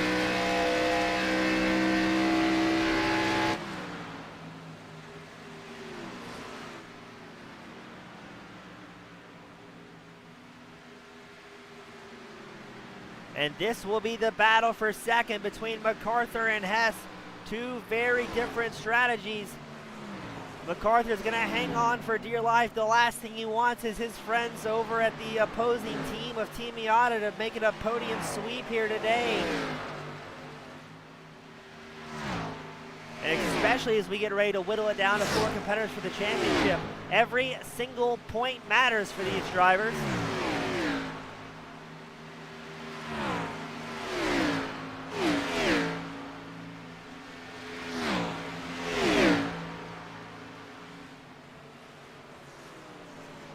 I believe a massive hawk just flew by me. I've never had that happen in broadcast either.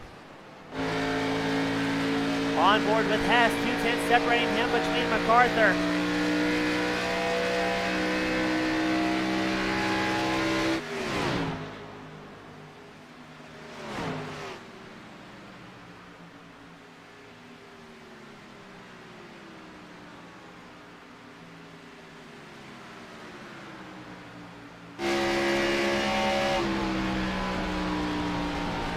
As this is going to be the heated battle for second. MacArthur's going to hold on to it for as long as he possibly can.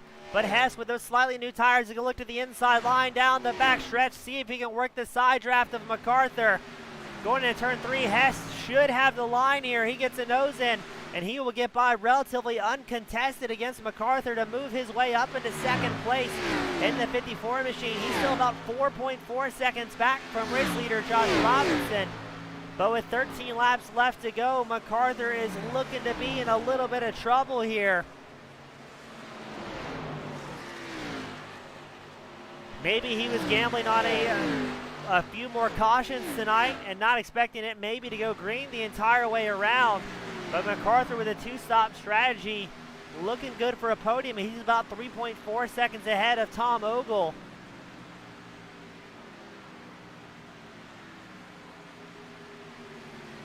But Ogle's last time by, he was very, very quick relatively with those older tires.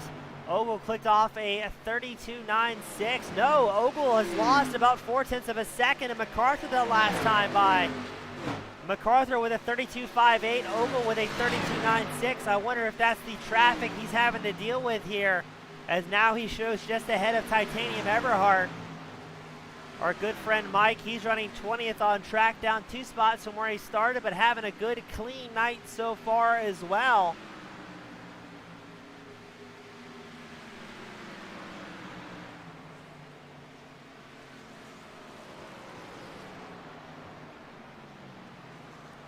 Let's see in the closing laps. Ogle has 3.6 seconds to try and catch up to MacArthur. As their last time by, they ran almost identical times. Ogle with a 32.64, MacArthur with a 32.66.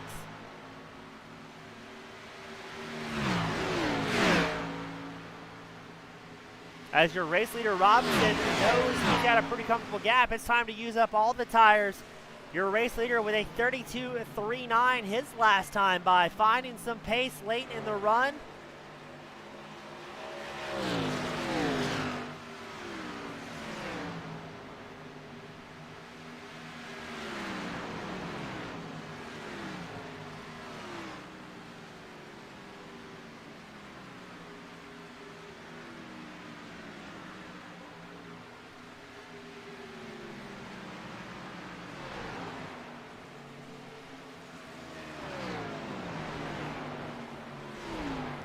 As we're watching Ogle, this is kind of the story that's unfolding. Will he be able to catch up to MacArthur and make it a sweep for the team here at Texas?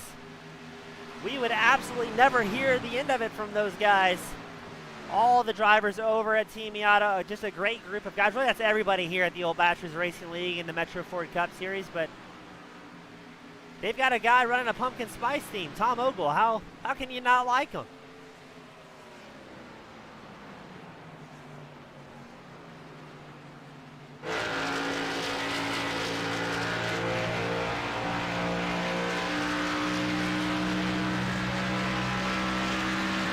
Go on board with Milligan in the number 18 machine, our current fastest Ford on track. He's up 7 spots, and now he's going to put the pressure on his dear old friend Steve Thompson to see if he can put that number 18 machine ahead of the 67 and score a top 5 points here.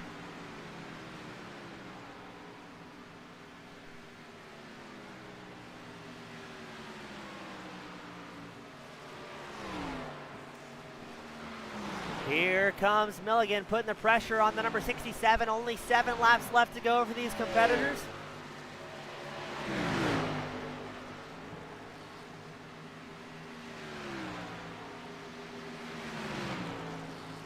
And they're going to run nose to tail through 3 and 4. If and when are we going to see Milligan strike here?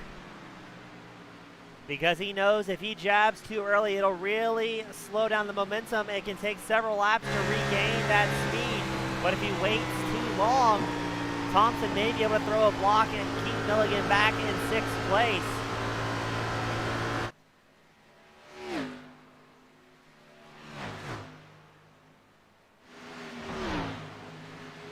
Other notable battles on track, Joey Buscemi in the 128.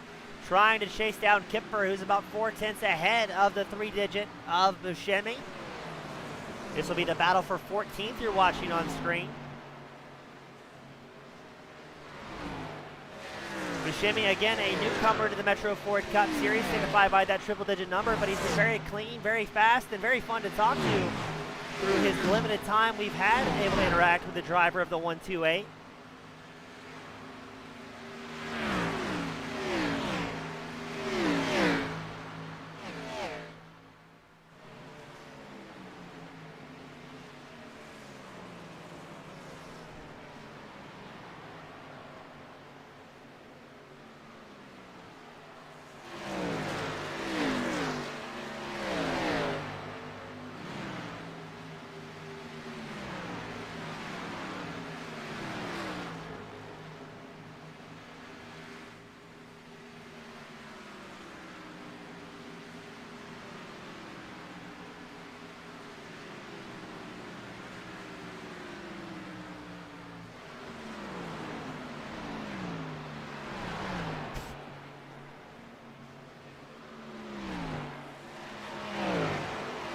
Buscemi, he's up 10 spots, started off 25th here today after being unable to qualify.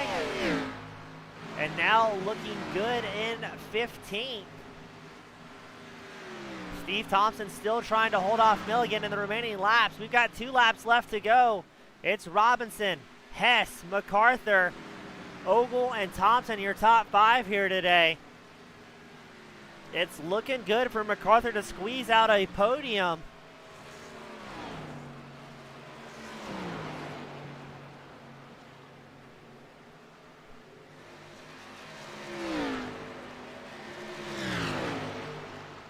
As the white flag will fly for Josh Robinson here at Texas. He will go through the track the final time here today.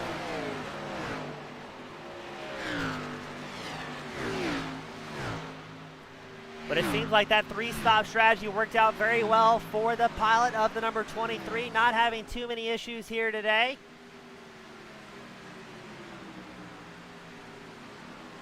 And he will bring home the win here at Texas. Josh Robinson, your winner. Andrew Hess will take 2nd. And then Dwayne MacArthur with the absolutely gutsy 2-stop strategy. He will bring home a podium, helping out his Chase playoff run here today. It'll be Ogle 4th, Thompson 5th. But what a great run from all the guys here today.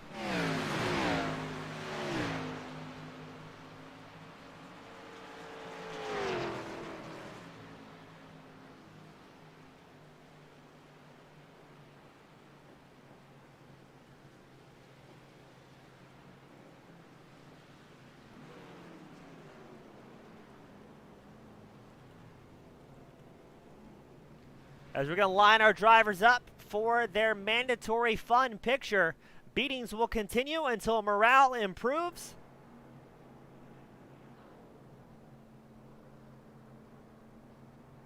But what a great run from all of our drivers here today. We went 200 laps green. Great racing all the way around. We saw different strategies come into play, and all around just a great night with our Metro Ford Cup Series drivers. We're going to try and get our drivers up into the podium room as Robinson will burn it down in style here in the number 23 machine, accompanied by his teammate Andrew Hess. And here we go. Robinson going to burn it down in style in the number 23 machine. A well-deserved victory. Did everything right here today. Put it together nice and easy and brought home a fairly dominant win. Once again, huge congratulations to Josh Robinson and the number 23 machine. Everything working out well for the driver. And again, I think probably one of the cleanest races we've had the pleasure of broadcasting. Robinson with a fantastic run here today. We're going to get our drivers up into the waiting room. Up first, it'll be Dwayne MacArthur in the number 97 machine, bringing it home in the third spot. Let's get him up in the booth. We've got Dwayne MacArthur, the fast Canadian, joining us. Dwayne, congratulations on a great run tonight. A podium where the top four really need the points. Now, we saw you go for a pretty wild strategy. What was the thought process coming into tonight? Yeah, big swing and a miss, really. I thought I could make it work. I didn't think I could beat Josh, so I thought maybe I could do something a little bit radical. It might have worked a little bit better than it did. I didn't execute it exactly as well as I should have, but thought I'd take a swing. Josh kind of owns this track. He did a hell of a job. Everybody out there did a hell of a job, but he just didn't make any mistakes, and I lost too much time. You were still able to upset the clean sweep of Team Miata on the podium, so you've got to be happy about that for all the last-ditch racing guys. Now, I know, again, it's the Chase playoffs. This is the first round of where we're going to whittle it down to 4 drivers. I mean, a third's still pretty good at the end of the night. Were you expecting to be able to have something for Robinson with that pit strategy, or was it just doing everything you can to try and upset, that's not a word, upset the run of the number 23? Yeah, I was hoping that it would work a lot better. It worked out for me a couple of times in the last few weeks, and I thought maybe I'd sneak past everybody there, and then he'd have to run me down at the end, and maybe I could hold him off. But he got there a little too soon. I pitted a little too late. I had too much fuel left at the end, so didn't quite execute. I didn't really factor in how much time I would lose having to kind of run high to let guys on fresh tires by, and kind of threw off my calculated gamble. But it was a big swing. I thought I'd take a big swing, and I missed. Well, no guts, no glory, and that's what could win you the championship later on. Now, Dwayne, it's always a great time talking to you, and again, a third, with all things considered, extremely well for this round of Chase playoffs. Before I let you sign off and go celebrate with the rest of the hooligans, who would you like to give a shout-out to that's supporting you, the number 97, as well as Last Ditch Racing this season? Yeah, just a shout-out to everybody here in the league that keeps showing up. We have somewhere to go, somewhere to run, all the other admins, all the guys out there that run. I mean, it's a hell of a league. It's a hell of a group of guys. Our sponsor, Metro Ford Chicago, and my sponsor, REG Customs, and everybody watching your stream. Well, Dwayne, thank you. And to you. Thank you as always, man. It's a great time being up here in the booth, calling the action with you guys, and hope to see you do well at Kansas and Martinsville for the remaining rounds of this Chase playoff. Fingers crossed. Thanks, James. Good You job, and me man. both, sir. That was Dwayne MacArthur picking up a third. Now we've got Andrew Hess in the number 54 machine, putting it in second. Looked like the strategy with you and your teammates worked really well. Was that the original strategy going into tonight, Hess? Because we saw you going a couple laps longer than your teammates as far as fuel stops went. Yeah, I think Tom laid out a good strategy, and normally I think I'm a little better the longer we go, and just wanted to see what it would do, and then kind of stuck with it. But it was tough to hold the tire. Now, were you expecting any cautions here today? Because I mean, we went green for 200 laps. Would a caution have helped you, hurt you, or what was the sentiment if we did see that infamous yellow come out here at Texas? That's a good question. I don't know if it would have done either. It just would have made for a crazier dash to the end, I think. Well, you guys did a great job. I know it was almost a clean sweep for the team here today, but you got to be pumped with Robinson and Ogle's performance as well, especially this round of playoffs where every point is so crucial. Now, we've got a couple tracks coming up. We've got Martinsville. We've got Kansas. Either one of those tracks you're really excited about or apprehensive about, or what's the thought process in these next two rounds? I think I'm probably really good at the mile and a half, so I'm looking forward to Kansas. Martinsville's kind of the wild card. I didn't race, I think, the last time they ran at Martinsville, so I'm not really sure how everyone's gonna act and behave and see where it goes from there. But I think Kansas might be my best shot. Well, awesome. I know I'm looking forward to it. The fans are at home. Hess, before I let you sign off, who would you like to give a shout out to this season that's supporting you behind the scenes in the 54 machine? For this month, I'd like to recognize American Cancer Society, and hope everyone jumps on board with trying to beat cancer, and the jobs you do too, James. You do a great broadcast every week. Well, always my pleasure, my friend. A great time talking to you. Congratulations on a hard-fought second here today, and we wish you the best of luck in the closing rounds. Thanks, bud. And up next, we've got Josh Robinson picking up another win and the number 23 machine. Again, the strategy worked out well for you and the entire team. Now, Josh, were you worried at all MacArthur was going to maybe pull something out of the hat there with his wild strategy here today? I was worried about that for about 150 laps. Yeah, seemed we joked about it in his interview saying he was going to take a big swing. It didn't work out how he wanted, but for a while it looked like it could have worked well and maybe upset you and the rest of Team Miata's chances. But you're able to bring it home here at the end, a well-deserved win and scoring some major points. Is that how you expected tonight to go? Were you comfortable coming into tonight's race, or what was the plan here? I definitely felt like I had the speed to be a top 5 car, and after that, it's just run some solid laps, work with the team, and see how it turns out. Well, it seemed like it worked well. Now, who amongst the team decided on that 3-stop strategy here today? Was that kind of a universal decision, or was it guys playing it by ear? Or what was there a plan? The 3-stop was something that we all kind of agreed on it, but usually I'm not very vocal on the pit strategy, but today I was pretty vocal on doing that stop. Well, it seemed like it worked well. I mean, you got yourself, you've got Hess on the podium. Ogle finished 4th. A great run from all the guys, and you kept it clean. I mean, we kind of asked some of the other guys, did you expect it to go so clean tonight once we got the groove going, or were you expecting a little bit of carnage early on in the night?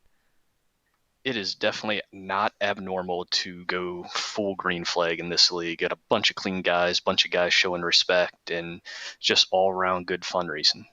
Well, you guys did a great job. The team did great. You did especially great. Hope to see you do well in the next couple of rounds. We've got Kansas. We've got Martinsville before we settle it all at Phoenix. Josh, before I let you sign off and celebrate with the rest of the pumpkin spice drinking guys over at Team Miata, who would you like to give thanks to or shout out to that's cheering you on?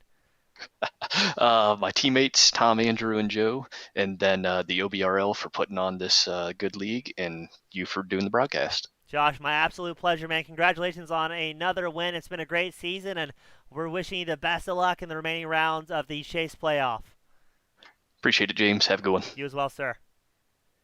And that, my friends, will do it for the Metro Ford Cup Series here at the Old Bastards Racing League.